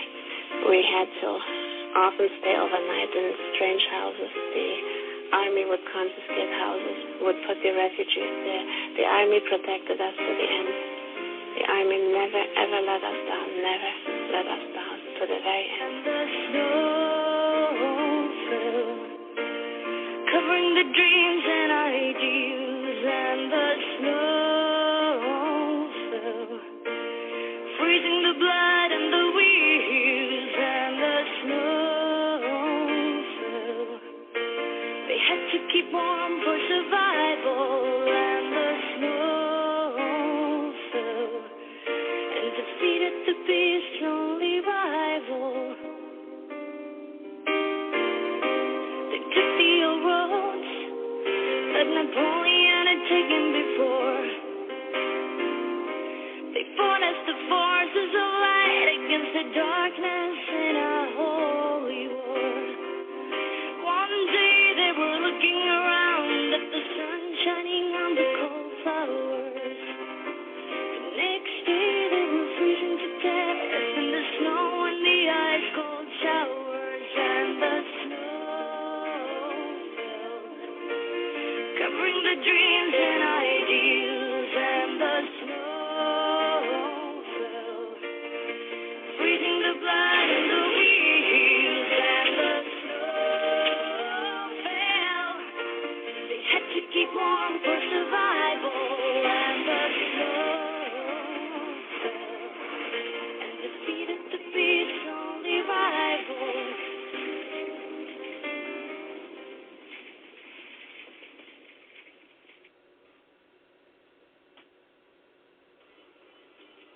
This secret partisan report, declassified for this program, complains that amongst one large partisan division, drunkenness, robbery, beatings, and rape are universal occurrences.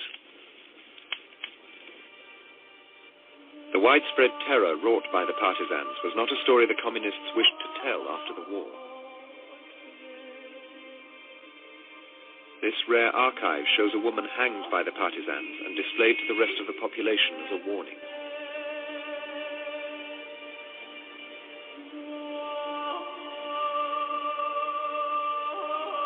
These film rushes, never shown to the German public during the war, reveal Soviet mutilation of German prisoners.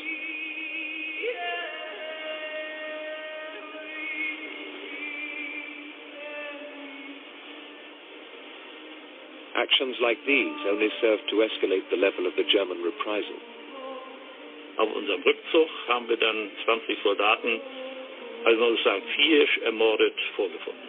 Ohren abgeschnitten, Augen ausgestochen, Geschlechtsteile abgeschnitten und so weiter. Dass man da natürlich eine unbändige Wut hatte, ist klar. Ne?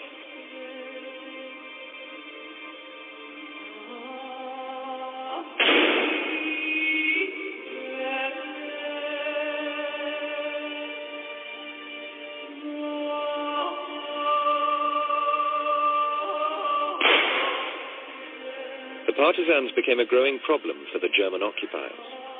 If the Germans suspected a village had been used as a partisan base, then it was common practice to burn it to the ground. And we burned the houses. On the one hand, I didn't regret it too much because I knew what is the worth of a Russian house. They are so primitive anyhow. Not comparable to a German house or an English house or French house or so on. Not at all. But all in all, there's not much value in it, in such a house. And they will survive. That was my feeling.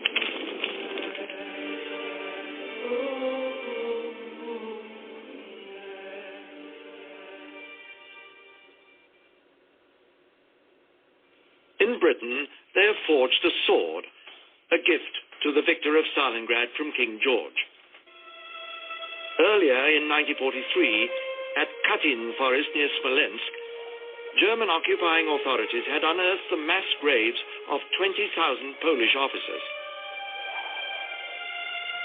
International observers were invited to support Berlin's claim that the murders were carried out by the NKVD, but Stalin had reacted furiously, denying any link with the massacres.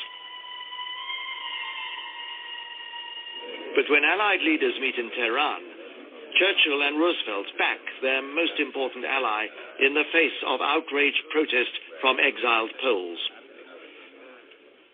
His sword is presented, and Stalin stands as an undisputed world leader. In March 1940, in a forest near Katyn village, 8 huge pits were dug. Heavy trucks brought in people. They were Polish army reservists, doctors, engineers. The Soviets carried out massacres on a regular basis. Riga, Tartu, Lviv, Minsk. Relatives could not identify many of the corpses. Horrific torture had made them unrecognizable. The Soviet Union, meanwhile, had become an Allied power. The Soviet officers who pulled out fingernails, cut tongues, and perforated the skulls of their victims with nails were paid with Western aid. The British War Crimes Act gives them immunity from persecution in Britain, because war crimes, by definition, were committed only by the Germans.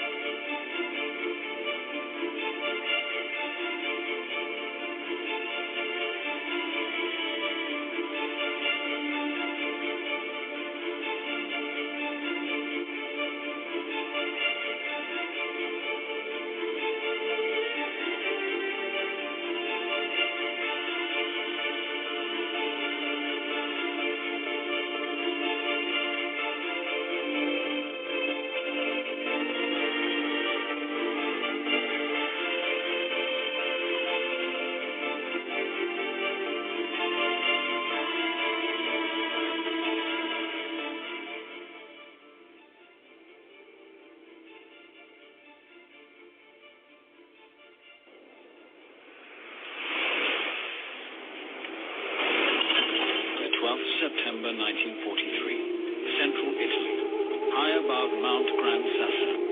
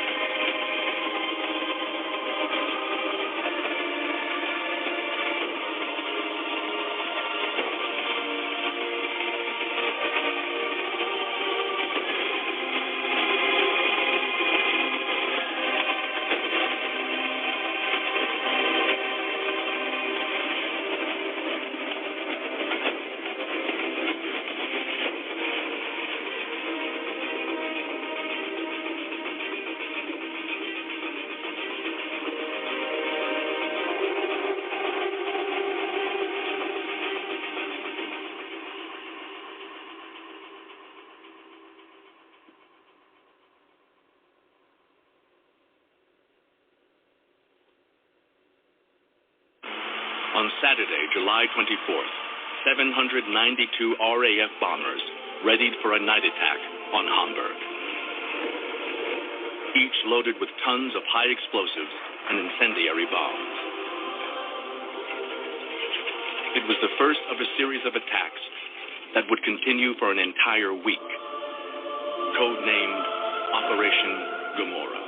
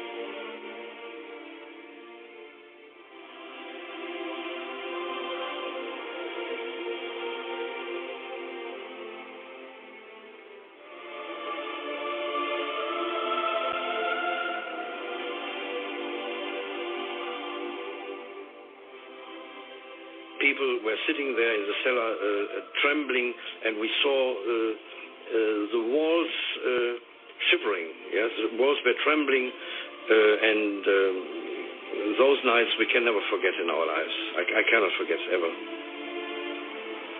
We asked ourselves, why are they doing this to Adolf Hitler? And we were told by everyone because they hated the Führer, because the Führer wanted to create a better world. Maybe Churchill and Roosevelt thought they could demoralize the German people with bombing and make them surrender, but he reached the opposite of it.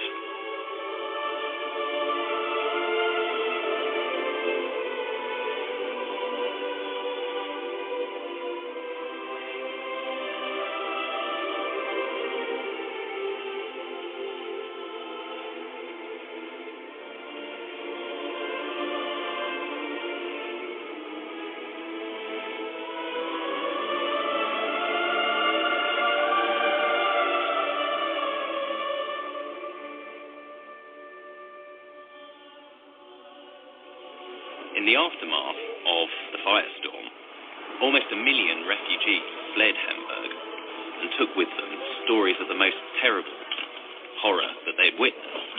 This caused a panic across Germany, which was unlike anything that they had ever experienced before.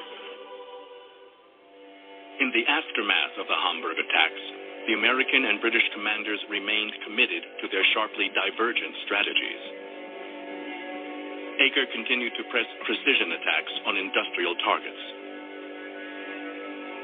Harris championed the bombing of cities, and the city he was focused on, Berlin.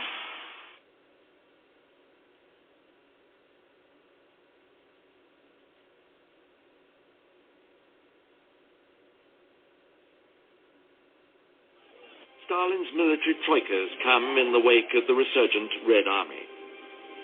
They tour lands scorched by the departing Germans, convening kangaroo courts to purge partisan units of nationalists, anti-communists.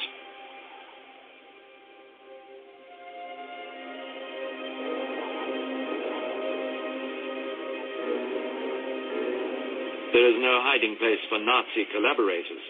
The white card of betrayal hangs round their necks as they pay the price of treason.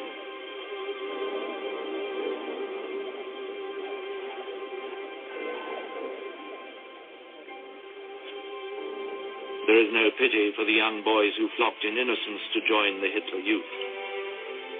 His desperate plea for clemency will be in vain.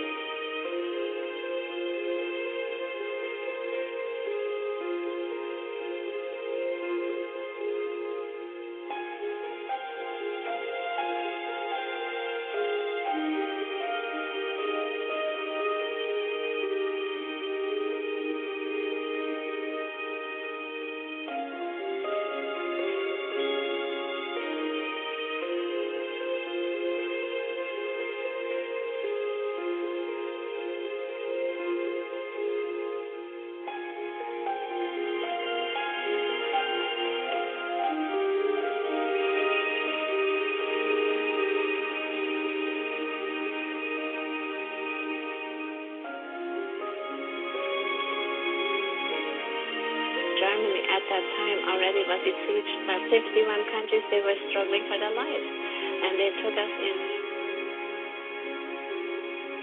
We were all put into what looked like a great big bathroom. And what happened eventually is that they rained soap and water on us, and the reason for that was that we had to be deloused. We were so full of life. So when I hear about the showerhead, the Holocaust and all of that, I know exactly what it was. That was soap and water raining down on us to delouse us, to wash us down like dogs. The same for the cutting of hair. I mean, we were all shorn bald in order to stop the lice. Everybody had lice in the war. I mean, this was just common knowledge. We considered ourselves lucky if we could ride those cattle cars, and yes, they were crammed full of people, and yes, it was very difficult, to travel like that.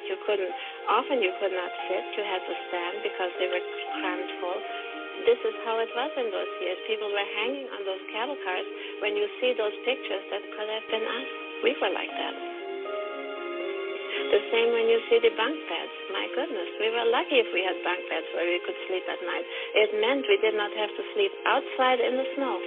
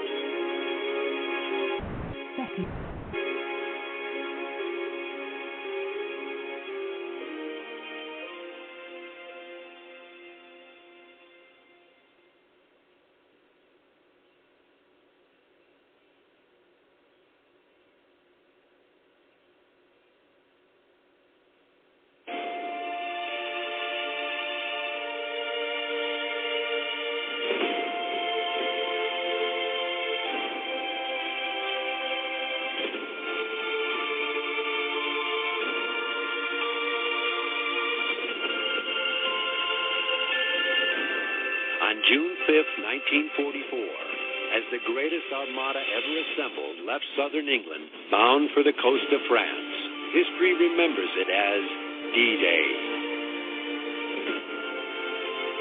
As the ships head towards France, the men, many of whom will die, take care of some last-minute chores.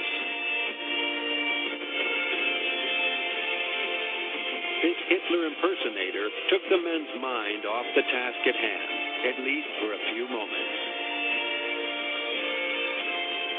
The time for fun ends as the coast of France comes into view. The next day, on the morning of June 6th, a tremendous barrage strikes Hitler's fortifications at Normandy, softening it up for the men who will soon hit the beaches. The night before, 23,000 airborne troops parachuted behind enemy lines to secure the flanks of the landing. At Gold, Juno, Sword, Utah, and Omaha beaches, 130,000 Allied troops would now attack 5 heavily defended areas of Hitler's Atlantic Wall.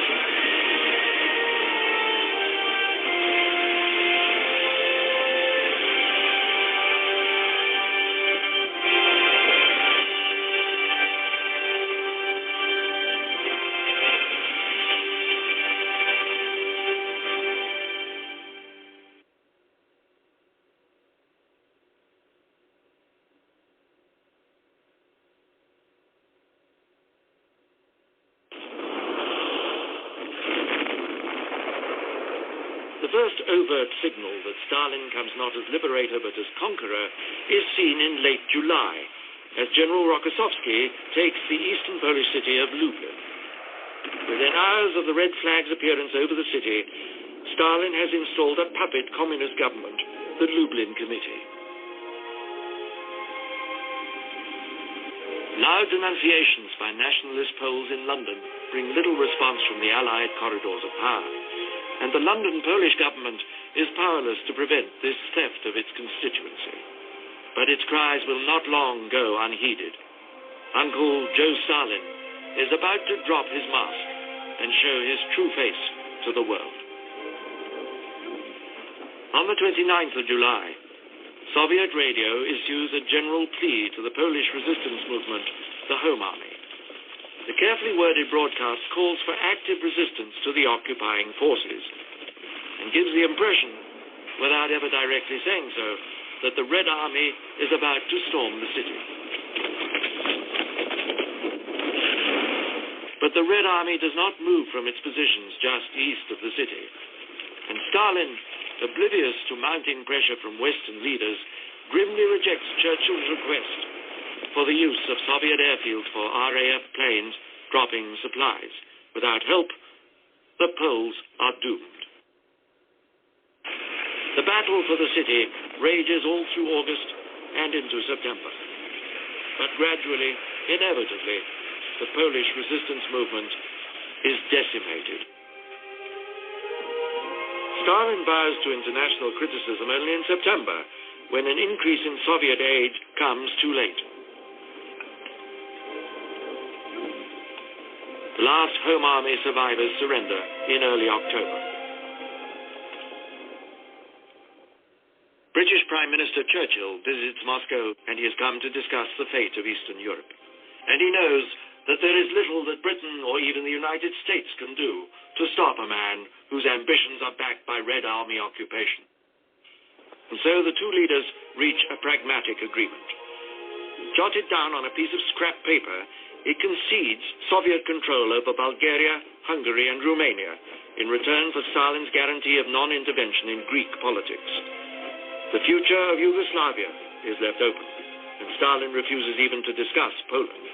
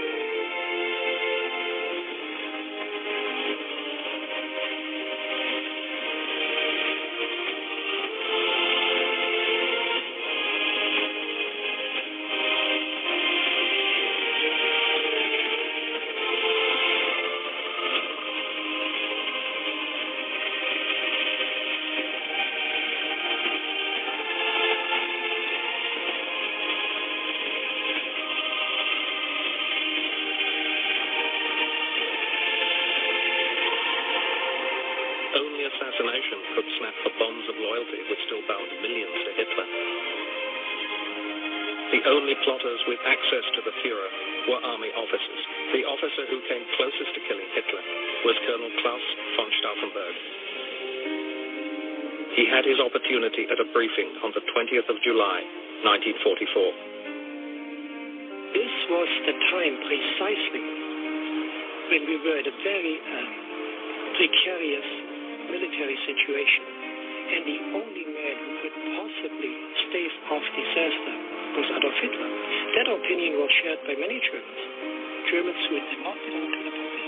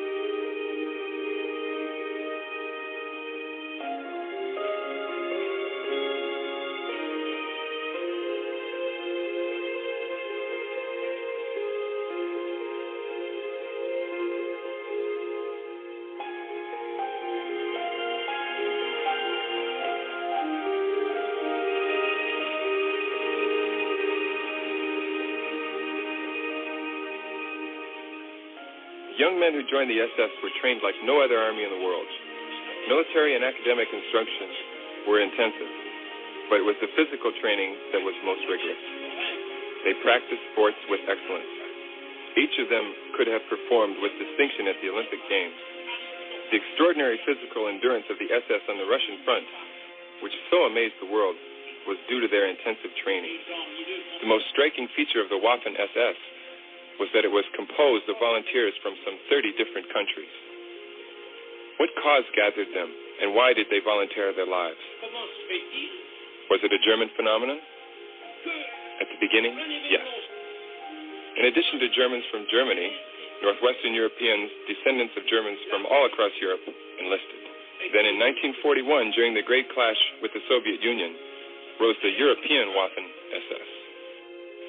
It was on the front lines that the results of the SS physical training could really be noticed. An SS officer had the same rigorous training as the soldiers. The relationship of equality and mutual respect between soldiers and officers was always present. Half of all division commanders were killed in action. Half! There is not an army in the world where this happened. The SS officer always led his troops into battle. To them, Hitler was the most exceptional man ever seen. Hitler understood them and had the remarkable idea to open the doors to the SS. The response to Hitler's offer was overwhelming. Legions from Norway, Denmark, Holland, and Flanders were formed. Hitler welcomed them home. German racialism has been deliberately distorted. It was concerned with making the German race strong and healthy in every way. Hitler was not interested in having millions of degenerates. Today one finds rampant alcohol and drug addiction everywhere. Hitler cared that German families be healthy, cared that they raise healthy children for the renewal of a healthy nation. German racialism meant rediscovering the creative values of their own race, rediscovering their culture. It was a search for excellence, a noble idea. National Socialist racialism was not against the other races. It aimed at defending and improving its race and wished that all other races did the same for themselves. That was demonstrated when the Waffen-SS enlarged its rank to include 60,000 Islamic SS. The Waffen-SS respected their way of life, their customs, and their religious beliefs. Each Islamic SS battalion had an imam. Each company had a mullah. It was our common wish that their qualities found their highest expression. This was our racialism. I was present when each of my Islamic comrades received a personal gift from Hitler during the New Year. It was a pendant with a small Koran. Hitler was honoring them with this small symbolic gift. He was honoring them with what was the most important aspect of their lives and their history. National Socialist racialism was loyal to the German race and totally respected all other races. The young European volunteers had observed two things. First, that Hitler was the only leader who was capable of building Europe, and secondly, that Hitler, and Hitler alone, could defeat the world threat of communism. The communists never aimed at serving the interests of Russia. Communism does not limit itself to acquire chunks of territories, but aims at total world domination. Alone among all the leaders of the world, Hitler saw this concept as an equal threat to all nations. Right through the war, the Waffen-SS never retreated. They would rather die than retreat. One cannot forget the figures. During the 1941 winter, the Waffen-SS lost 43,000 men in front of Moscow. The Regiment de Führer fought almost literally to the last man. Only 35 men survived out of the entire regiment. The de Führer men stood fast, and no Soviet troops got through. And that is what Hitler admired most of all, guts. For him, it was not enough to have intelligent or clever associates. These people can often fall to pieces, as we will see during the following winter at the Battle of Stalingrad with General Paulus. The defeat there was decided by a man without courage. He was not capable to face danger with determination. To say, I will not surrender. I will stand fast until I win. But he was morally and physically gutless, and he lost. Without their heroism, Germany would have been annihilated by December 1941. The Roosevelts and the Churchills sold out Europe in Tehran, Yalta, and Potsdam. Not since the great religious orders of the Middle Ages had there been such selfless idealism and heroism. In this century of materialism, the SS stand out as a shining light of spirituality. Greatness in adversity is the distinction of the SS.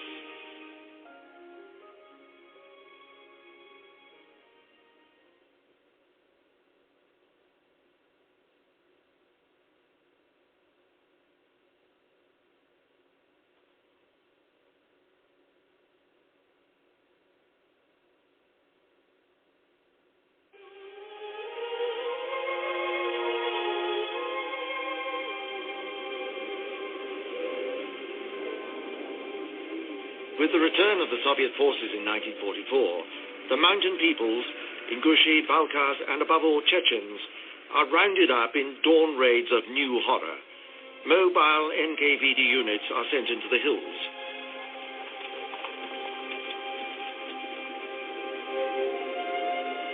Whole peoples, uncomprehending of their guilt, are marked down for punitive deportation.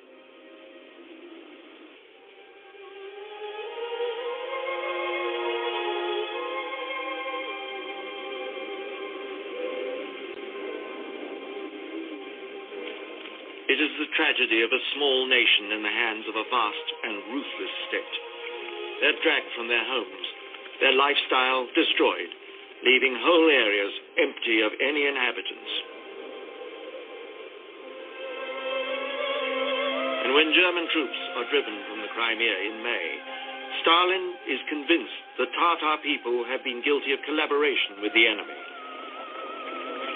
He immediately dissolves the Muslim Autonomous Republic of the Crimean Tatars and punitively deports 400,000 people, men, women, and children. And beyond the misery of shocked and frightened people, the disregard for military needs. This is a time when the Soviet forces need all the transport they can get.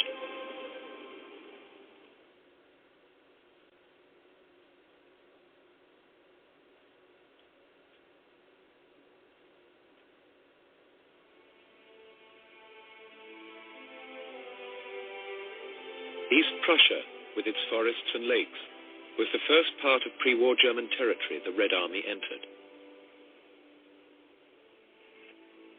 It is estimated that as many as 2 million German women were raped by Red Army soldiers.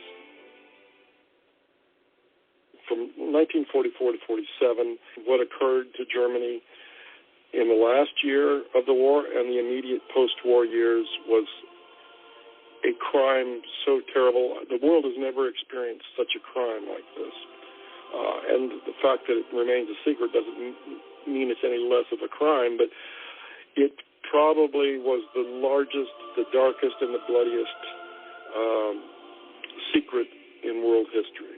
The massacres, the rapes, the starvation, the deliberate attempt to destroy a nation entirely. Now, I'm not talking about leaving something left. Basically, that was that's what the Allies were traveling under in the last year of the war and the immediate post-war years. This nightmarish attempt to destroy Germany, a terror bombing toward the late stages of the war, a terror bombing. There's no other phrase that says it quite as well as terror bombing. Long after all military objects had been blown to splinters, the American and British Air Forces continued to blast German cities, blasting the rubble to even more rubble. A lot of folks are still, to this very day, their bones are still buried underneath the rubble in Germany that was built over, of course, after the war. What it was like for a woman, let's say a 45-year-old something woman, a German who was in a village when the Russians finally came, when they finally burst through and the fighting had passed, and then comes the second echelon of Russian troops, for the most part Asiatics and Mongolians from the Russian Eastern republics, and the rapes began. And what does a woman do? How do you deal with rape? And I'm not talking about just one soldier perhaps dragging you into a room and raping you. I'm talking about 5 and 10 at a time, for days, for weeks. This goes on. Some women, again, we're talking in the words of the people themselves, talking to them. They did all sorts of things to avoid rapes. They become almost indifferent to it after a while. Almost. Some of them lost their minds. But some women who were actually good-looking prior to the rapes actually started trying to make themselves look uglier. They would feign illnesses and act like they were cripples. And it still didn't work. The madness for among the Russian soldiers for rape was incredible. And sometimes women were raped 10, 20 times a night, 100 times a week. Sometimes they were raped to death, and then they were raped some more. And, of course, mothers with children were frantic to try to protect their little ones. They'd do anything they could. Of course, they would give their bodies gladly if they could protect their children. Mostly it didn't work, though. There was an old saying from 8 to 88. That was the time. That was the age frame for rapes, if you can believe that. Even grandmothers were taken and raped repeatedly. Even people that were sick and the women who were on their periods. Nothing was sacred, and just very nearly extinguished the German people altogether.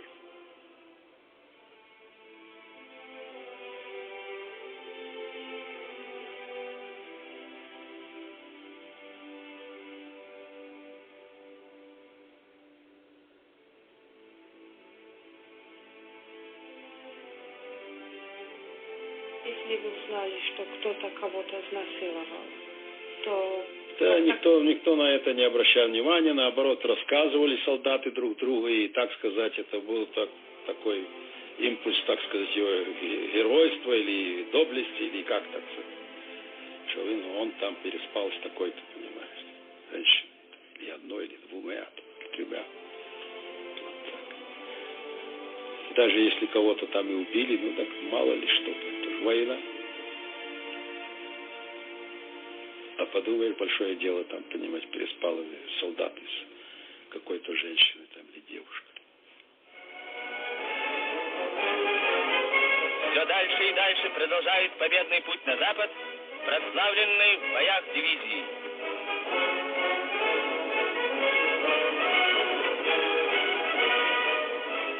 But there were those who had been glad to see the Red Army. First, the population of the occupied parts of the Soviet Union, and now the Soviet prisoners of war. Tatyana Neneva, who had served in the Red Army as a nurse, was one of more than 1 million Soviet prisoners of war who had been transported to camps within the Greater German Reich. She was overjoyed when the Red Army arrived, a feeling that was not reciprocated.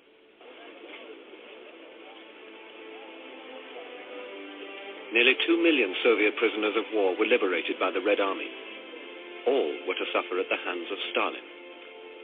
For many like Tatyana Neneva, their suffering began here in a filtration camp run by the secret police. Their problem was that Stalin maintained that the Soviet Union had no prisoners of war, only traitors. For the crime of being captured by the Germans, volunteer nurse Tatyana Neneva was sentenced to 6 years in the Gulag and lifetime exile in Siberia.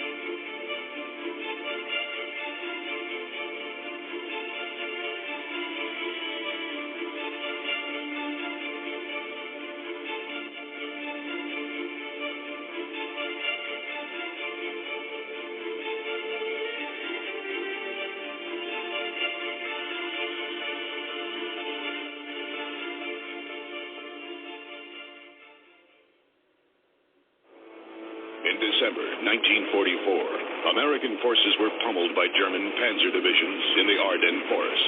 It was a decisive moment in World War II. Hitler would either succeed in pushing back the approaching Allied armies. If he can drive the Americans and the British all the way back to the coastline, he may be able to force them into a negotiated peace. Late in October, the Germans began secretly moving their units to points east of the Ardennes without arousing Allied suspicions. 250,000 Germans rolled towards the Western Front. But officers in Allied intelligence refused to believe it. They all agree the Germans don't have the military strength for such an attack. Early morning on December 16th, a shattering barrage of German artillery and rocket fire lights the skies.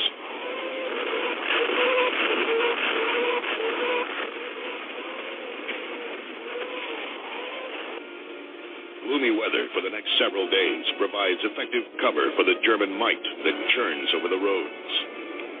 Panzer units slash through. In the center, the Germans gouge a 12-mile corridor to the approaches of Bastogne.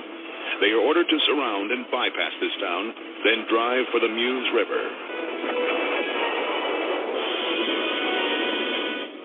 There is all-out confusion. Communications are sketchy. American troops discovered Germans in front and behind them. Panzers, under cover of fog and rain, slip into American armored columns, then blast the Americans off the road. More than 7,000 soldiers of the 106th destroy their weapons and give up. Next to Bataan, this is the largest mass surrender in military history. Elsewhere, with communications shattered, other Americans fight isolated holding actions. Gradually, small scattered units slow the German advance, especially around St. Vith.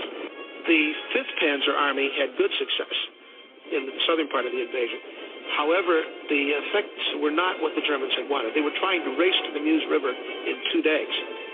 On the third day, General Dwight Eisenhower orders General Patton's Third Army to attack the German flank and relieve Bastogne. December 20th, the Battle of the Bulge is in its 5th day. American forces are reeling under the impact of the mighty German offensive. General Patton and his Third Army are driving north toward Bastogne to counterattack. December 21st, a wintry snow falls throughout the Ardennes. St. Vith is taken by the Germans. Now the center route across the Ardennes is wide open. The Germans flow around Bastogne on all sides, encircling the American forces there. They thought the Germans were beaten after the race across France. The Germans were not beaten. December 22nd, the situation in Bastogne grows desperate. Ammunition is short. McAuliffe's artillery battalions are down to 10 rounds per gun, and it's still snowing. The cold causes more casualties. Frostbite is rampant among the troops. The Germans send an emissary to Bastogne with an ultimatum. Since the Americans are surrounded and there is only one possibility to save them from death, an honorable surrender. General McAuliffe's reply is short and to the point. McAuliffe's bravado is based on the expectation of the Third Army. General Patton's timetable is a critical factor. If the Germans move on Bastogne, they can easily take it at this point. The surrounded and undermanned U.S. Army watches and waits anxiously for reinforcements. The freezing cold conditions don't make it easier for either side. The next day, December 23rd, dawns bright and sunny. Perfect flying weather. Americans in Bastogne cheer as Allied planes fly overhead to bomb and strafe the enemy. To drop supplies. Not all that's needed, but enough to enable the Americans to hang on.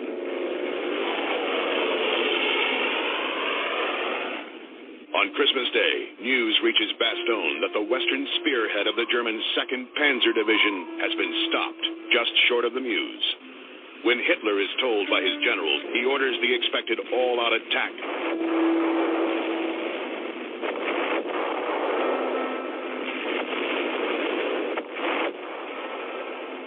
The Wehrmacht advances on Bastogne with 9 divisions, 4 of them armored.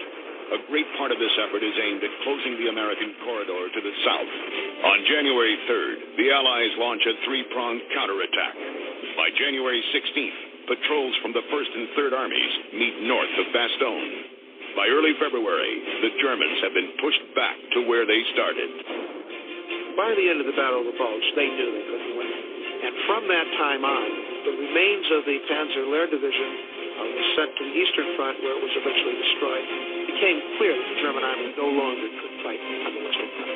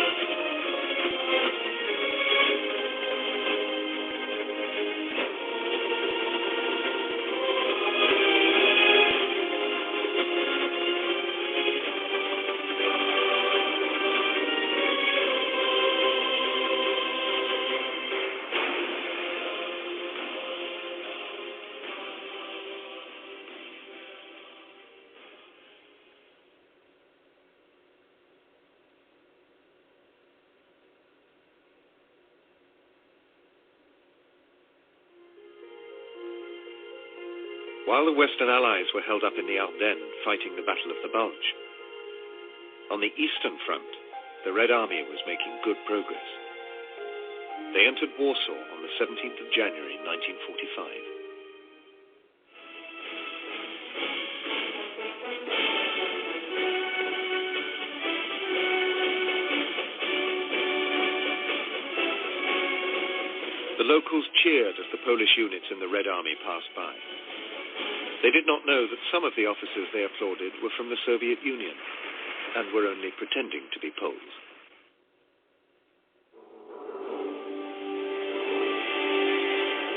Stalin hadn't just created new Polish officers.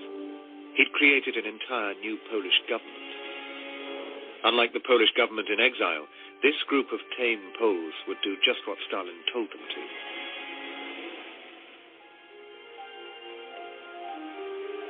The Red Army continued to push forward, further into Eastern Europe, capturing Budapest, the capital of Hungary, in February 1945. The Hungarians had been allies of the Nazis.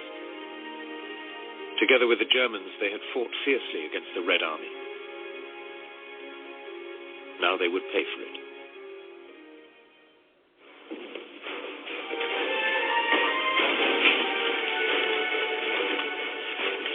They opened every safe and strongbox. They took away 113 million tenge in cash, as well as about 800 suitcases and other containers deposited by clients, and emptied 1,400 safe deposit boxes.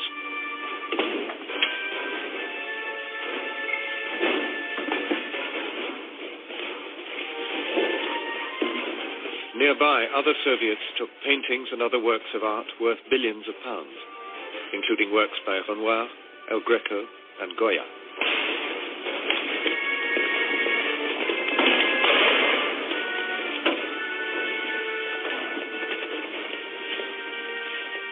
An estimated 99% of these artworks have never been recovered.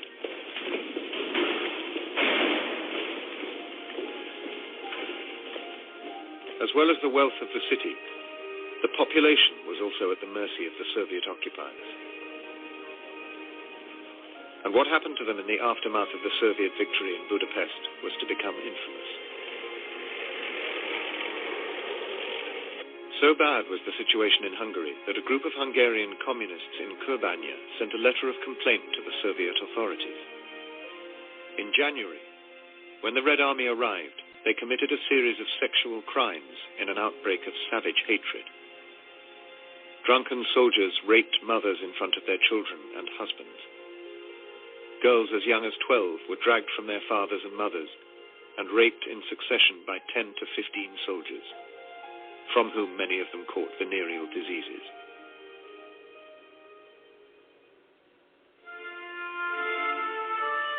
In February 1945, Stalin traveled here, to Yalta on the Black Sea in the south of the Soviet Union, to attend what would become the most famous meeting of the war. But the pressures of the war had clearly taken their toll on one of the leaders of the alliance. Churchill looked at Roosevelt sort of very solicitously. Churchill, I suppose, had no surprise, as I had, and anyone else who had seen Roosevelt previously, to see this gaunt, very thin figure. His face was waxen. It was sort of yellow and waxen and very drawn, very thin. And a lot of the time he was sort of sitting there with his mouth open, sort of staring ahead. So that was quite a shock to see him in that state. The Allies also decided on the formation of the United Nations after the war. The newsreel coverage was decidedly optimistic. This meeting crystallizes the Allied resolve that Germany shall be beaten unconditionally and that lasting peace shall prevail throughout the world. The optimism didn't last long. Here in Poland, on the 28th of March 1945, just a few weeks after signing the Yalta Agreement, the Soviets showed how sincere they really were about Polish political independence.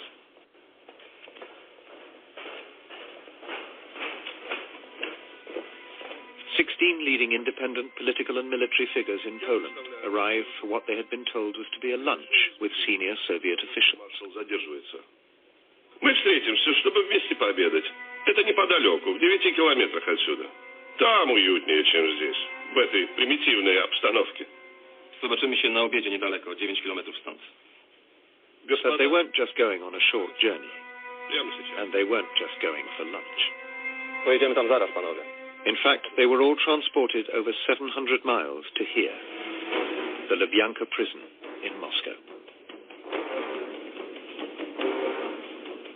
The Polish leaders had made a big mistake. They trusted the Soviet authorities. Each of them was imprisoned and interrogated. And then they waited to see the final fate Stalin had in store for them.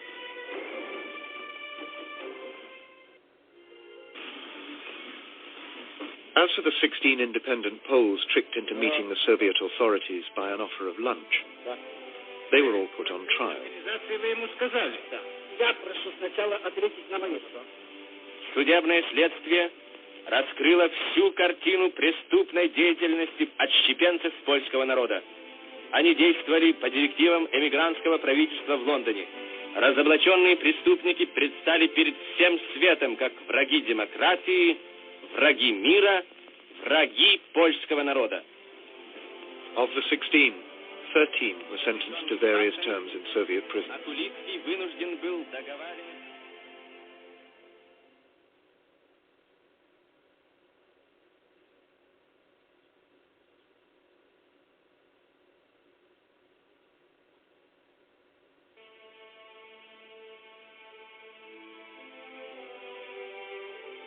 Reversing years of American strategic policy would be a massive air assault on Berlin. Over 6 months, the head of Bomber Command sent his planes on 19 mass attacks on the Nazi capital. As many as 800 bombers on a single mission. Nearly 11,000 bombing sorties. This attack on Berlin would have significance far beyond casualty numbers. With this raid, the 8th Air Force crosses a moral threshold. And that moral threshold is we will not deliberately bomb civilians. Usually the moral divide for historians is the Tokyo raid, which took place the next month, where we incinerate the city and kill almost 100,000 people. But I think once we crossed the moral divide in Berlin, it made everything else, including the atomic bomb, a little bit easier.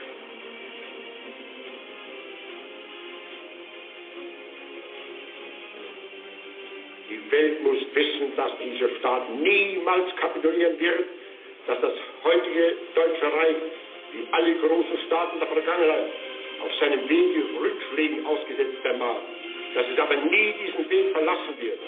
Man muss wissen, dass die heutige Staatsführung die Sorgen und Leiden mit ihrem Volke teilt, aber niemals vor Sorgen oder Leid kapitulieren wird.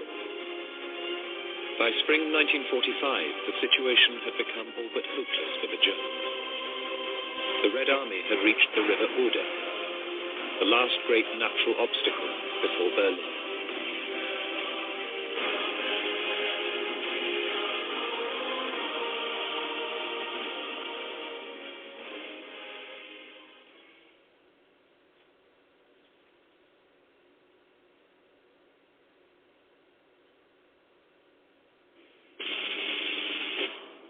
Crowds are lining Constitution Avenue from here to the White House. All the soldiers and servicemen in the crowd stand firmly at attention. And now the caisson will start its solemn, sorrowful procession through Washington.